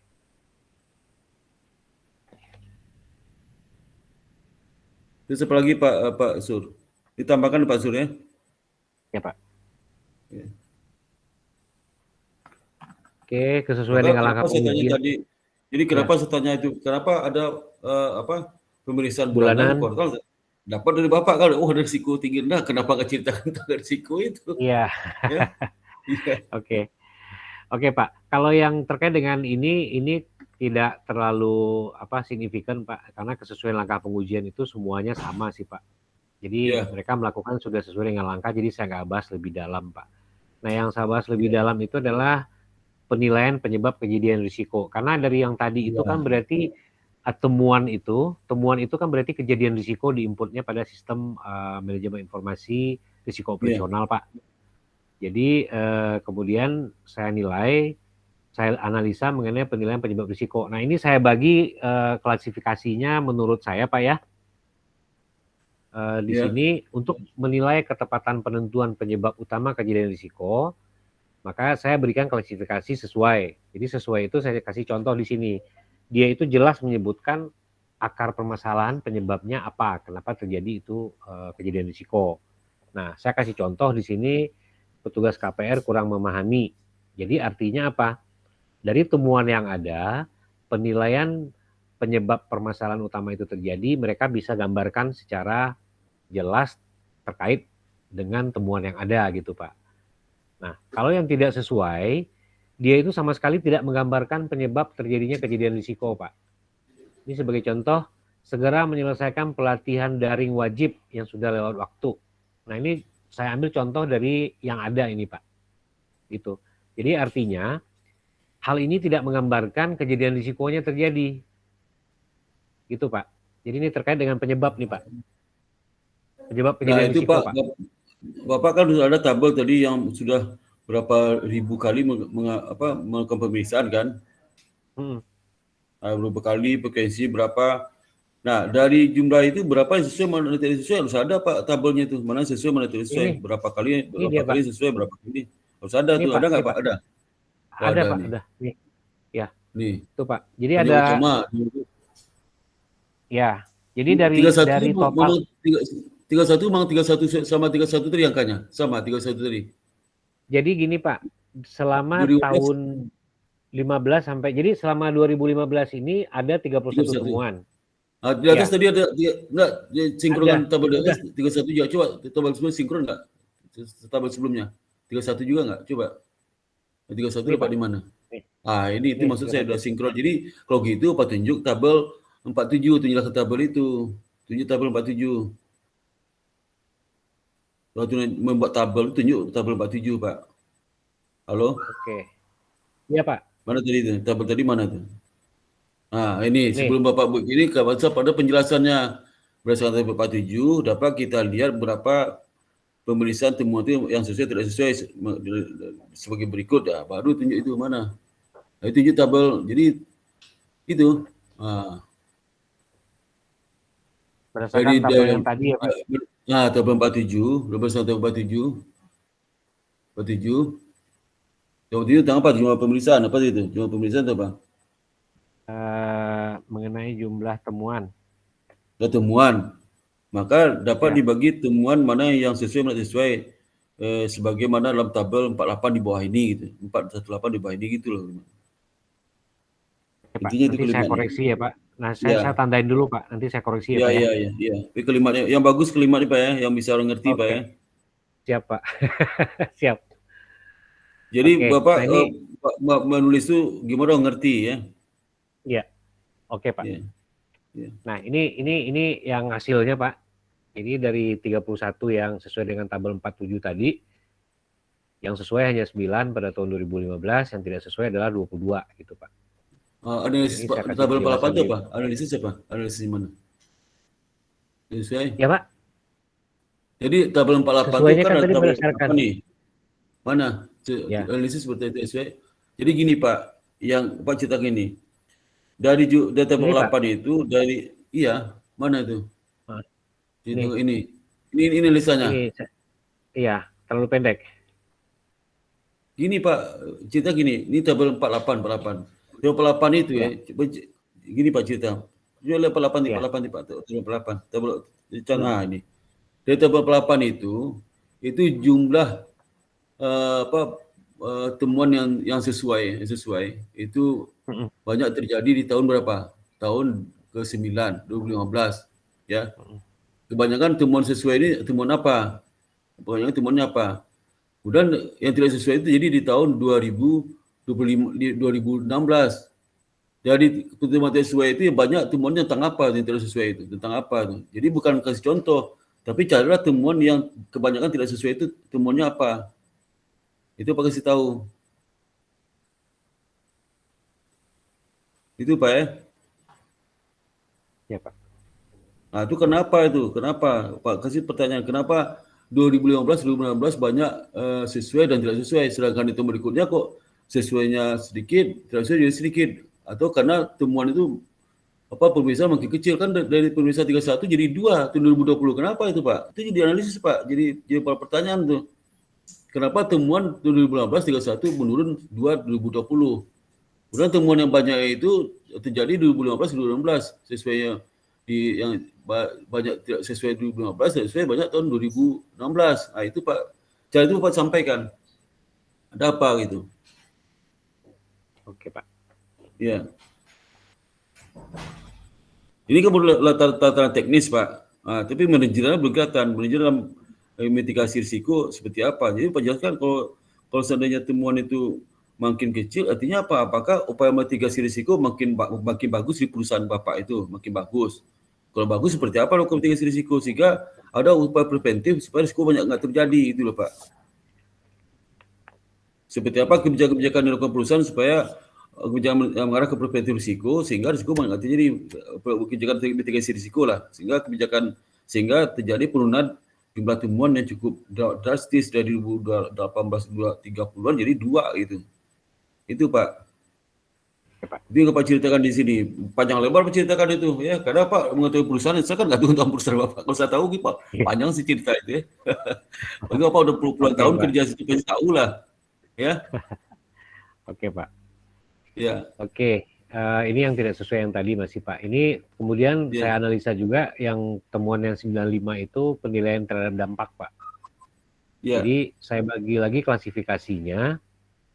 Untuk menilai ketepatan dalam menentukan dampak pada data laporan kejadian risiko pada divisi ini, maka saya berikan klasifikasi tepat. Tepat itu artinya menjelaskan apa akibatnya secara langsung bagi bank. Kalau tidak tepat, ya tidak menjelaskan apa akibat kalau yang tidak tepat gitu. Contohnya, kalau yang seperti yang ini dapat timbulnya keluhan nasabah, berarti kan akibatnya langsung jelas gitu Pak. Kalau yang ini nggak tepat, pelatihan daring wajib sudah melewati batas waktu, kan berarti nggak ada akibat apa-apa kan gitu Pak. Iya. Nah, saya lakukan analisa terhadap yang 95 itu berdasarkan data yang sama. Tabel ini Pak cerita juga sama seperti tadi itu. Yang tabel 48 Ya. tadi ya?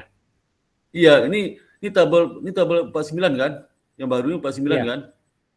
Mana tabel 49 mana? Coba lihat, Pak. Tabel 49 itu mana? Tabel 49. Tabelnya lihatin saya, Pak. Ya, Ini Pak. saya penjelasannya. Ini. Ya. Nah, ini kan tabel 49 nih. Dan dampak risiko ya. Nah, Pak lihat ya. Itu ini kan ini sama masih konsisten dengan tabel 48 kan. Di mana 48 itu yang tidak sesuai itu ada di tahun 2015 2016 ya. Yang paling tinggi ya. Sama juga tepat tidak tepat itu. Sehingga apa makna Bapak ambil dari sini dari peristiwa 2015 2016 itu kan semua ada 2015 2016. 2020 makin cenderung ketepatan makin tinggi dan temuannya makin rendah. Itu Pak. Apa lagi Pak? Oke, Pak. Oke.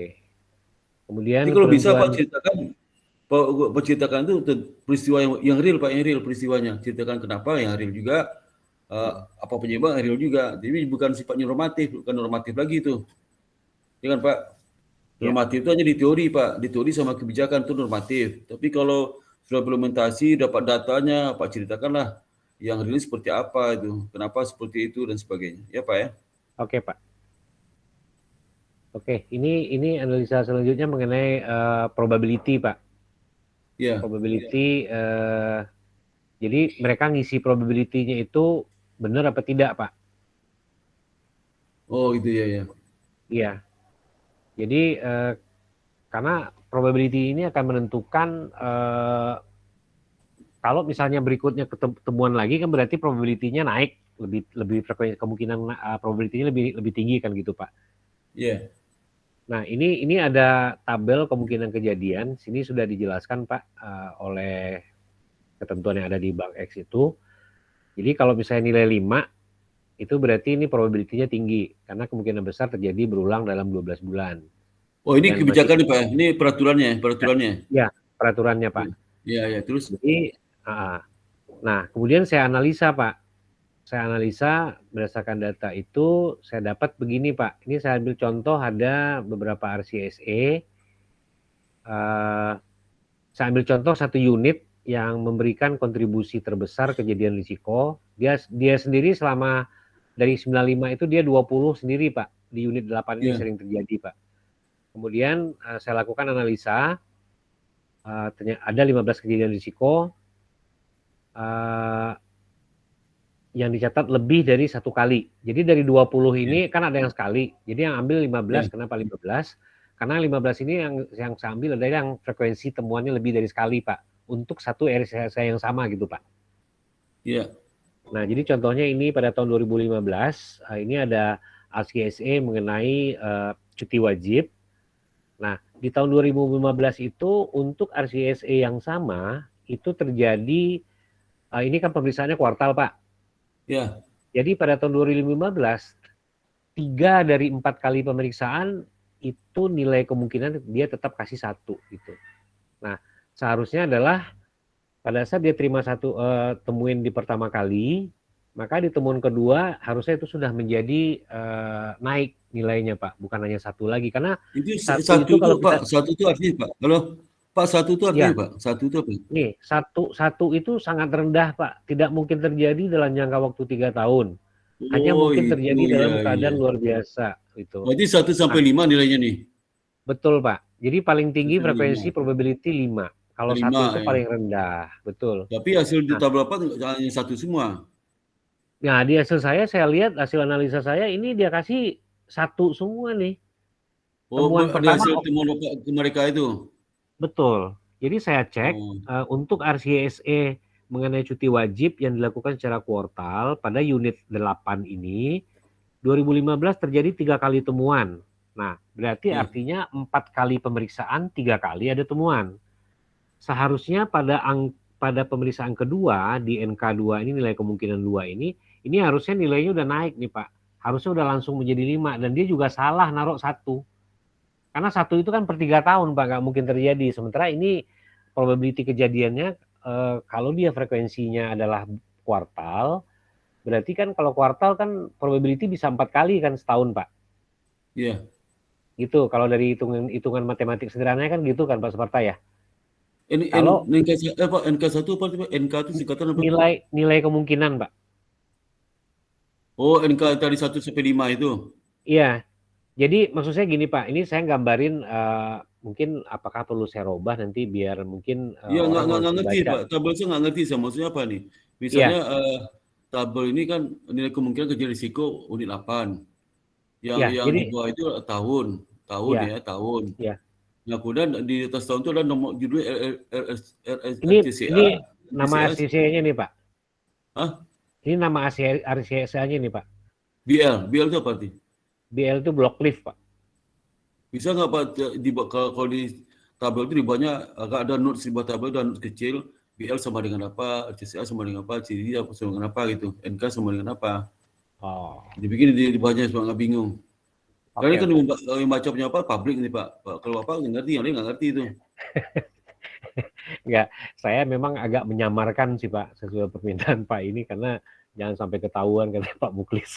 Tapi ya nggak apa-apa, nanti saya bikin catatan aja mungkin dengan istilah saya ganti bukan BL Pak. Mungkin saya Apa ganti itu? cewek cuti wajib.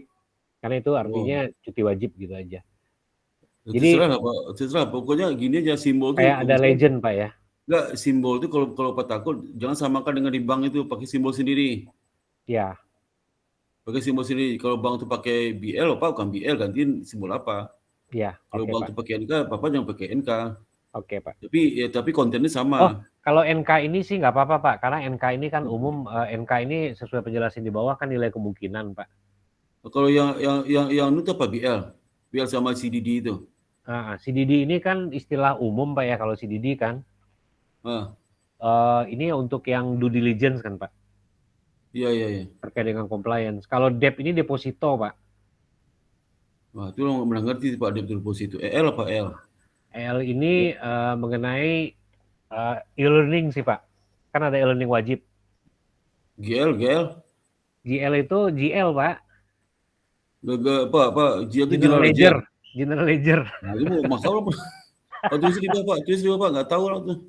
Oke, ya ini saya mau kasih contoh aja sih Pak. Tapi oke lah Pak, nanti saya tambahin nanti penjelasannya di bawah. Tapi intinya begini Pak Sparta.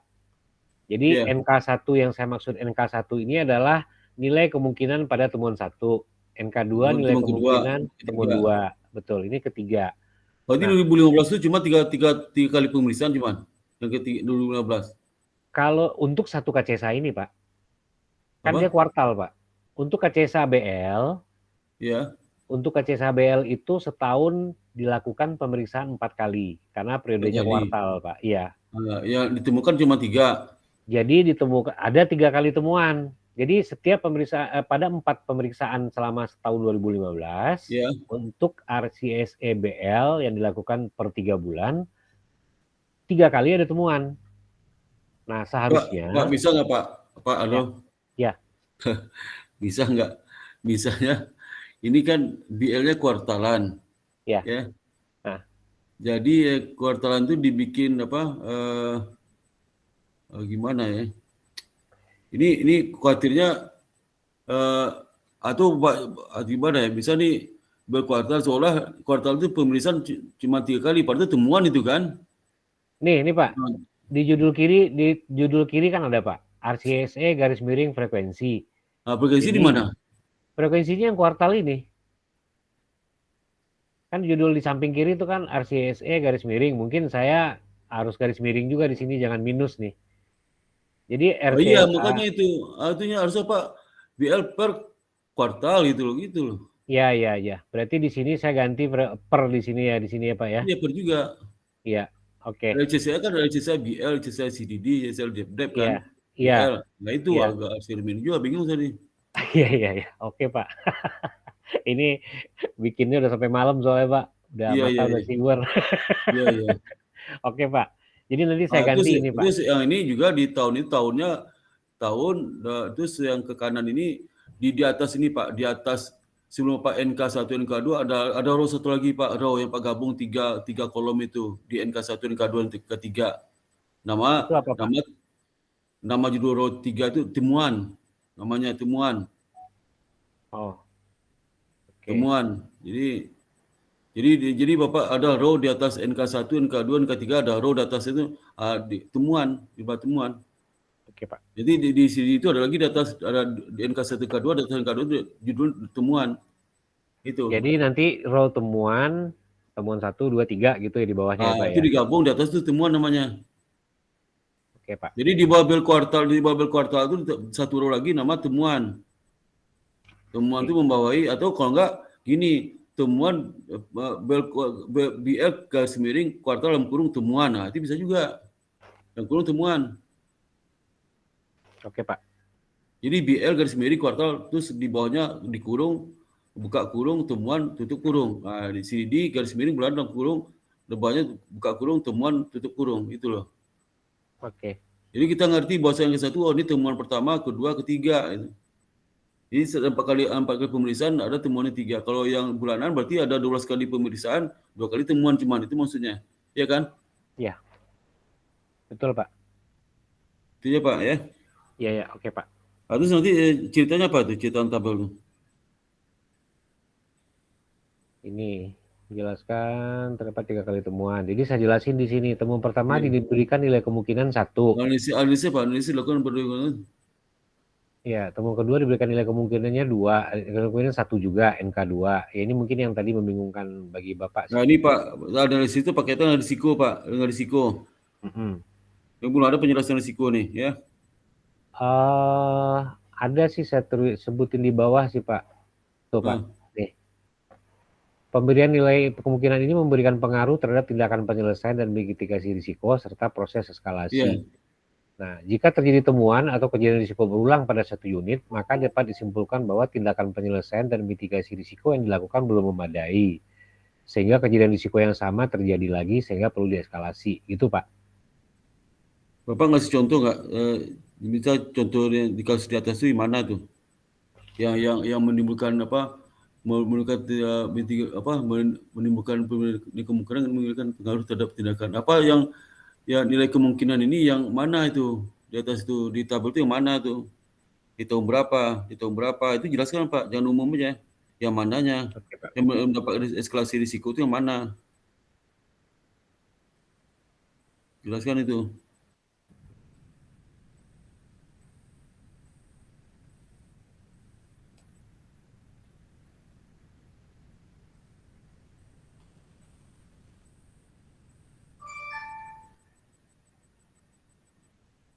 Oke Pak. Jadi ini Pak, bisa nggak Pak bikin dalam hasil analisis itu dibikinkan seperti apa? Metrik lah. Di metrik bisa nggak? Gimana aja tuh?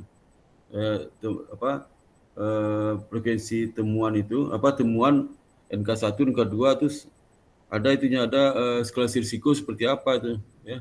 Lalu penyelesaiannya seperti apa? Tabel sudah jelas itu. Bikin tabel. Metrik. Metrik lah. Ya.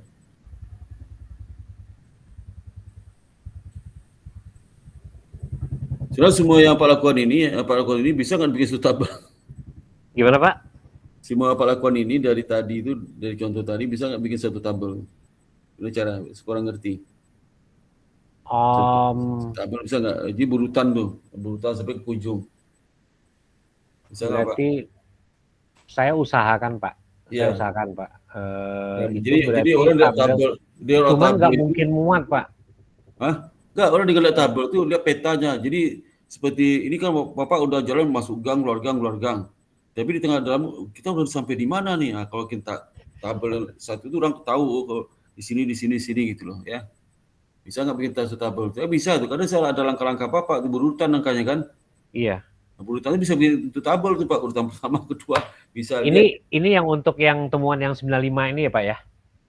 Iya. Oke Pak, saya usahain Pak. Kalau ringkasan activity yang Pak lakukan itu dalam bentuk satu tabel dari awal sampai akhir. Karena kan saling berkaitan tuh Pak. Iya, betul. Maka berurutan estimatif tuh. Ini bisa dibuat satu tabel. Enak lihatnya.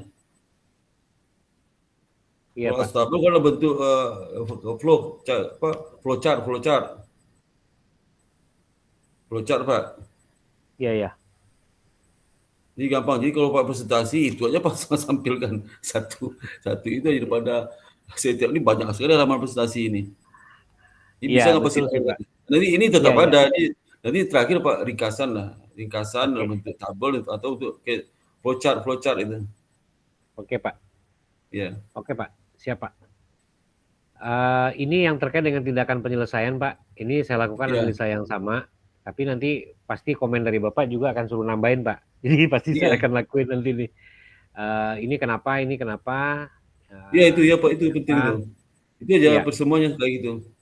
Iya. Jadi ini saya akan bahas semua nih Pak, sampai ke mitigasi risiko semua, ada yang sesuai, karena yang sesuai itu adalah benar berhubungan dengan kejadian risiko yang dilaporkan, garis miring temuan yang terjadi.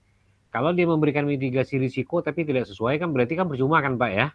Ya percuma lah, Ya betul. Nah makanya saya juga ada tabel di sini, ada yang sesuai, ada yang tidak sesuai. Nah malah ada yang tidak sesuai tapi itu disamakan dengan tindakan penyelesaian. Jadi udah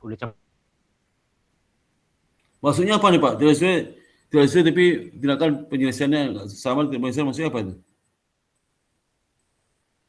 Bapak Surya, anunya.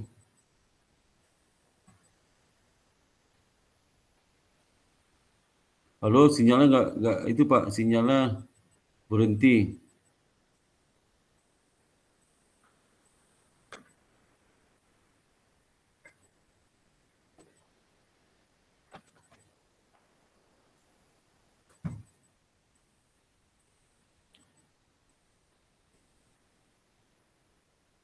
Pak. Oke. Sinyal Pak berhenti, sinyal Bapak berhenti tadi, udah lama berhenti. Wah, ini sekitar 3 menit udah. Wi-Fi-nya drop Pak. Wi-Fi-nya ya. Karena Wi-Fi sekarang Telkomsel kan bermasalah Pak sekarang. Oh gitu. Kebetulan saya nggak pakai Telkomsel, saya pakai Republik ya Telkomsel. Lah sama Pak, saya juga main Republik Pak. Cuman kalau di Bekasi kadang-kadang suka drop main Republik Pak. Oh gitu kan? Kalau saya kan dekat kantornya Pak. Oh, lebih pelayanan nomor 1. Ya, saya paling 300 meter itu anunya gardu utamanya, smartphone ini utama di situ. Oh iya. Dekat sekali, berarti maka nggak pernah drop saya. Saya drop Pak di sini. Kayak kalau kejauhan dari BSD, kan anunya di BSD Pak. Oh iya. Di ujung ke ujung Pak, udah 3 provinsi itu Pak. Banten, DKI, Jawa Barat. Nah itu, di 3 provinsi, saya kan sebelahnya itu, sebelah operatornya. Di sebelah gardu utama kan yang punya Sinarmas itu gede Pak, maju sejak COVID ini kantor smartphone. Tadi kan udah hampir bangkrut Pak smartphone itu sebelum COVID. Nah ini setelah COVID naik lagi itu, maka dibangun lagi tuh. Itu dekat rumah saya tuh, kan saya di Gria Loka, dia tuh dekatnya di belakang rumah sakit Sinarmas kan. Iya. Ya nggak jauh dari rumah sakit Sinarmas tinggal saya. Nanti Pak, kalau nanti Bapak ada waktu nanti lah kalau udah finalisasi nanti kita harus ketemu nih Pak, karena nggak mungkin juga online terus nih Pak. Nggak gini ya Pak, kalau ini nanti Bapak itu bisa tetap kita ketemunya gimana ya? Ketemu paling bisa tantangan itu ke rumah saya aja Pak, ke rumah saya aja. Iya nanti kalau Bapak ada waktu nanti saya ke rumah Bapak aja nanti. Iya, saat terakhir aja Pak finalisasinya Pak. Iya. Oke Pak. Saat terakhir sebelum Pak Mujian boleh ke rumah saya. Boleh Pak. Iya. Untuk tangan basah ya Pak ya? Iya, basah. Oke Pak. Iya. Ya, balik ke sini Pak, mitigasi risiko sama saya juga analisa seperti itu Pak. Jadi sesuai, artinya mitigasi itu sesuai dengan temuan yang ada. Kalau tidak sesuai berarti dia mitigasinya itu, ini contohnya tidak sesuai nih Pak. Mitigasi risikonya apa? Mengisi formulir secara lengkap, kan itu bukan mitigasi kan berarti Pak. Gitu. Jadi misalnya mitigasi harusnya adalah meningkatkan maker checker proses atau meningkatkan kontrol yang dilakukan oleh supervisor. Nah itu salah satu bentuk mitigasi yang sesuai Pak. Atau seperti ini nih, akan dilakukan perubahan terhadap proses yang ada sehingga terdapat kontrol yang jelas. Jadi langsung merujuk ke akar permasalahan gitu Pak. Gitu sih Pak. Pak ini sebenarnya Bapak penjelasan ini kurang Pak sebenarnya, karena Bapak dirupin orang nggak ngerti nih, misalnya tidak sesuai. Pak ceritakan, Bapak kalau cerita panjang, tapi tulisannya singkat sih. Ini Pak, tidak sesuai berarti mitigasi risiko yang diberikan tidak memberikan jalan keluar yang realistis atau tidak jelas. Seperti apa? Tidak realistis seperti apa? Karena kalimat berikutnya jelaskan. Ada kelima berikutnya menjelaskan teroris itu apa. Lalu ada kelima berikut menjelaskan seperti apa kejadian risiko yang sama sekali tidak terjadi, seperti apa kejadian risikonya. Jelaskan itu, enggak hanya satu kelima aja. Ada kelima-kelima penjelas berikutnya itu. Jadi so gini apa statement. Berarti satu kelima itu belum tentu orang semua jelas, Pak. Nanti ada kelima berikutnya menjelaskan apa. Menjelaskan ini, Pak, pikirkan bisa contoh ini bisa pengisian formulir secara lengkap seperti apa itu, nggak jelas tuh, ya. Iya Pak, saya juga terus terang agak khawatir dengan jumlah halaman sebenarnya Pak, makanya saya agak ngurang-ngurangin. Halaman berapa Pak halamannya? Kalau yang bab 4 aja itu udah 69 Pak. Nggak apa-apa, biar aja. Sorry, bab 4 sampai bab 5 udah 69, sementara bab 1, 2, 3 itu cuma 60 Pak. Ya nggak apa-apa, memang yang pas Pak, pas separuh, memang pas, nggak apa-apa. Pas itu Pak ya? Ya pas, nggak apa-apa lah, ya. Oke Pak, saya takut karena menurut petunjuk katanya maksimal 150 Pak. Nggak ada maksimal 150. Nggak ada ya Pak ya? Itu mahasiswa saya yang direktur BI itu, wakil direktur BI bimbingan sama saya itu 300 tuh halaman. Wah, luar biasa, itu disertasi tuh Pak. Iya, makanya. Berarti porsinya aja, jangan misalnya bab 4-nya, bab 2 aja banyak, bab 4-nya cuma separuh bab 2, itu nggak boleh. Porsinya aja, bukan jumlahnya. Kalau ini sudah lumayan ya Pak, 69 untuk yang bab 4, 5. Kalau Bapak yang itu, Bapak itu sebenarnya halaman itu gini Pak, halaman itu banyak gara gini, contoh gini, Bapak ke atas nih. Loncat-loncat ya? Bukan, itu kalimat itu dikirikan semua Pak, dikirikan semua. Misalnya contoh G ini dikirikan semua, kalimat penjelasan dikirikan semua, jangan ke tengah semua. Sampai ke sini Pak, pinggir sini. Iya, sampai ke atas juga judul dikirikan semua. Oke. Itu halaman Pak jadi banyak sekali itu. Oke Jadi Pak. semuanya. Jadi misalnya contoh nomor 1 Romawi dikirikan semua, nomor 1 dikirikan juga semua, kiri semua. Jadi rata semua Pak? Apa? Mau subproses juga rata semua Pak ke kiri? Rata semua ke kiri semua. Ya, ini kan ini coba G tarik ke kiri dari awal terus. Dari awal mana yang paling kiri taruhnya? Dia terus dari awal. Kau masih ke tengah nih, di awal lagi terus. Masih tengah juga nih. Masih tengah juga, terus. Oh, yang judul bab berarti. Yang di pas bab 4. Terus masih terus. Bab 4 mah, di bab 4 coba bab 4. Awal bab 4. Ini awal masalah juga awal bab 4 nih. Awal bab 4 nih. Itu bikin halaman jadi karu-karuan. Nih. 221 ke kiri. Tuh, ini penjelasan ke kiri semua, Pak. Penjelasannya kiri semua nih. Ke kiri semua. Ini geser ke sini. Ke kiri, saya aja 2.1. Ke sini semua. Ya, itu Pak, gitu semua. Pak. Semua sub itu gitu semua. Itu coba 22 mana tuh? 2 lagi. Udah lagi, Pak. Itu juga tarik lagi tuh. Diginiin semua, ya. Pak? Iya gitu, lagi. Ini juga tarik lagi tuh, kanan, ke kiri semua. Ya, Oke, Pak. Ini menyebabkan saya geser, Pak. Geser semua tuh ya. Walaupun dia 21.1 tetap ke kiri semua ya. Oh, oke. Jadi 22.1 pun tetap kiri semua ya, Pak ya? Kiri semua. Kiri semua itu. Kiri semua. Nah, itu bisa berkurang coba halaman Bapak itu. Oke, Pak. Nanti saya betulin semua, Pak. Iya, itu semua dari bab 1 sampai sekarang betul semua, Pak ya? Iya, siap, Pak. Ya. Kemudian ini mungkin yang lain juga mesti ini sama Bapak nih. Tapi saya udah nangkap, Pak. Jadi nanti setiap tabel saya akan jelaskan. Kemudian artinya sedetail mungkin yang analisa harus saya berikan di situ terkait dengan tabel yang ada. Kemudian jika istilahnya saya akan coba bikin flowchart juga nanti untuk proses-proses yang ada dianggap sebagai kesimpulan terhadap analisa-analisa gitu ya, Pak. Ringkasan, Pak. Ringkasan aja. Ringkasan ya. Kalau kesimpulan dibawa kesimpulan ringkasan. Sorry. Ringkasan terhadap tapi berbentuk flowchart lah gitu ya, proses ya Pak ya. Iya. Nah. Jadi di bagian terakhir nanti Pak. Setelah menjelaskan semua, di bagian terakhir Pak ringkas lah, ringkasan kegiatan itu nanti. Ya, ini kan saya juga bahas nanti yang terkait dengan kerugian operasional, Pak. Iya. Ini saya udah bahas juga, ada grafiknya juga. Iya. Nanti saya akan lakukan ini tambahan yang diminta Pak ini, Pak. Risiko operasional terkait dengan perhitungan cukupan modal yang diminta Pak Rozi. Oh iya, Pak Muklis ya, Pak Muklis tuh. Iya. Kemudian mengenai faktor budaya dalam pelaksanaannya. Iya. Pak itu Pak Rozi itu. Pak Rozi, betul Pak. Pak Rozi. Kemudian di bab 2 saya udah tambahin juga Pak, permintaan Pak Rozi, Pak Muklis juga, yang 3 model yang baru saya udah masukin Pak.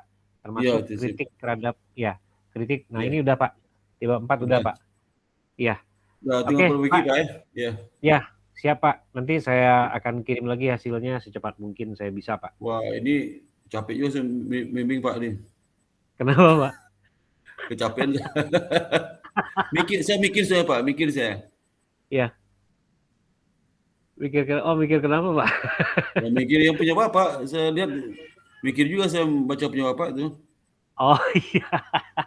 Ya malu kalau nggak mikir nggak bisa saran ke Bapak, mana tahu saya. Iya betul. Ya mungkin saya juga terbiasa mungkin dengan lisan bukan dengan tulisan. Jadi yang tercantum dalam tulisan ternyata berbeda dengan yang lisan gitu Pak. Jadi ya mungkin ada pengaruh. Lisan itu lebih menjelaskan dan tatanan bahasa lebih rapi, orang mengerti bacanya. Betul Pak. Saya kalau Pak dengan ngomong saya mungkin susah ngerti. Kalau baca tulisan saya Pak saya ngerti. Oh beda tulisan saya sama cara ngomong beda. Iya betul Pak. Betul beda. Pak. Ngomong itu buru-buru singkat aja ngomongnya. Betul Pak. Jadi kalau di tulisan harusnya lebih terstruktur ya Pak ya. Terstruktur lebih mikir. Yang jelas ini Pak perhatikan bikin kalimat itu pertama cenderung kalimat pasif dan juga ada SPOK subjek predikat objek. Padahal kalau ada keterangan kalimat itu apakah menangkan objek, menangkan predikat atau menangkan subjek predikat objek. Jelas. Jangan dalam satu kalimat itu hanya boleh minimal satu keterangan aja Pak. Misalnya si Badu orang yang lahir di Padang telah memukul si Andi. Berarti kan satu keterangan kalimat si subjek kan. Nggak boleh Pak jelaskan juga si Andi, nggak boleh. Kalau menjelaskan si Andi kalimat baru. Nah, kalau Bapak menjelaskan memukul itu kalimat baru, jangan di situ juga. Nanti bingung nanti. Memukul itu apa? Memukul itu adalah apa-apa gitu. Bapak jelaskan ya. Kalimat Bapak cenderung menanalisisnya satu kalimat aja. Satu kalimat itu pasti nggak ngerti Pak. Bapak harus jelaskan juga. Misal subjek di kalimat itu apa maksudnya, predikatnya apa maksud, subjek objeknya apa subjek predikat objek itu dijelaskan di kalimat berikutnya. Oke Pak. Penjelasan subjek satu kalimat, penjelasan predikat satu kalimat berikutnya. Nah, itu contoh itu juga harus jelas itu. Ya, di dalam satu kalimat sama. Supaya orang mengerti maksud Bapak jelaskan di kalimat sebelumnya dengan contoh ini seperti apa implementasi itu. Kalau contoh Bapak bikin cuma satu kalimat tuh nggak ngerti juga orang Pak, nggak ngerti maksud contoh itu satu kalimatnya apa makna contoh, apa Bapak ceritakan di contoh itu. Oke Pak. Nah itu contoh Pak. Jadi orang ngerti ya. Apa kaitan contoh itu dengan tabel-tabel sebelumnya yang mana gitu ya. Iya Pak. Gitu. Itu Pak ya.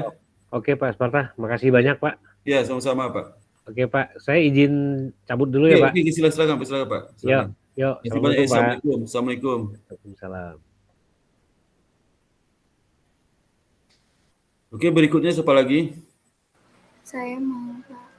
Itu silakan berikutnya siapa lagi itu? Nanti jam 4 istirahat sama sholat dulu jam 4 ya. Oke, silakan. Ya Pak, saya izin share screen ya Pak.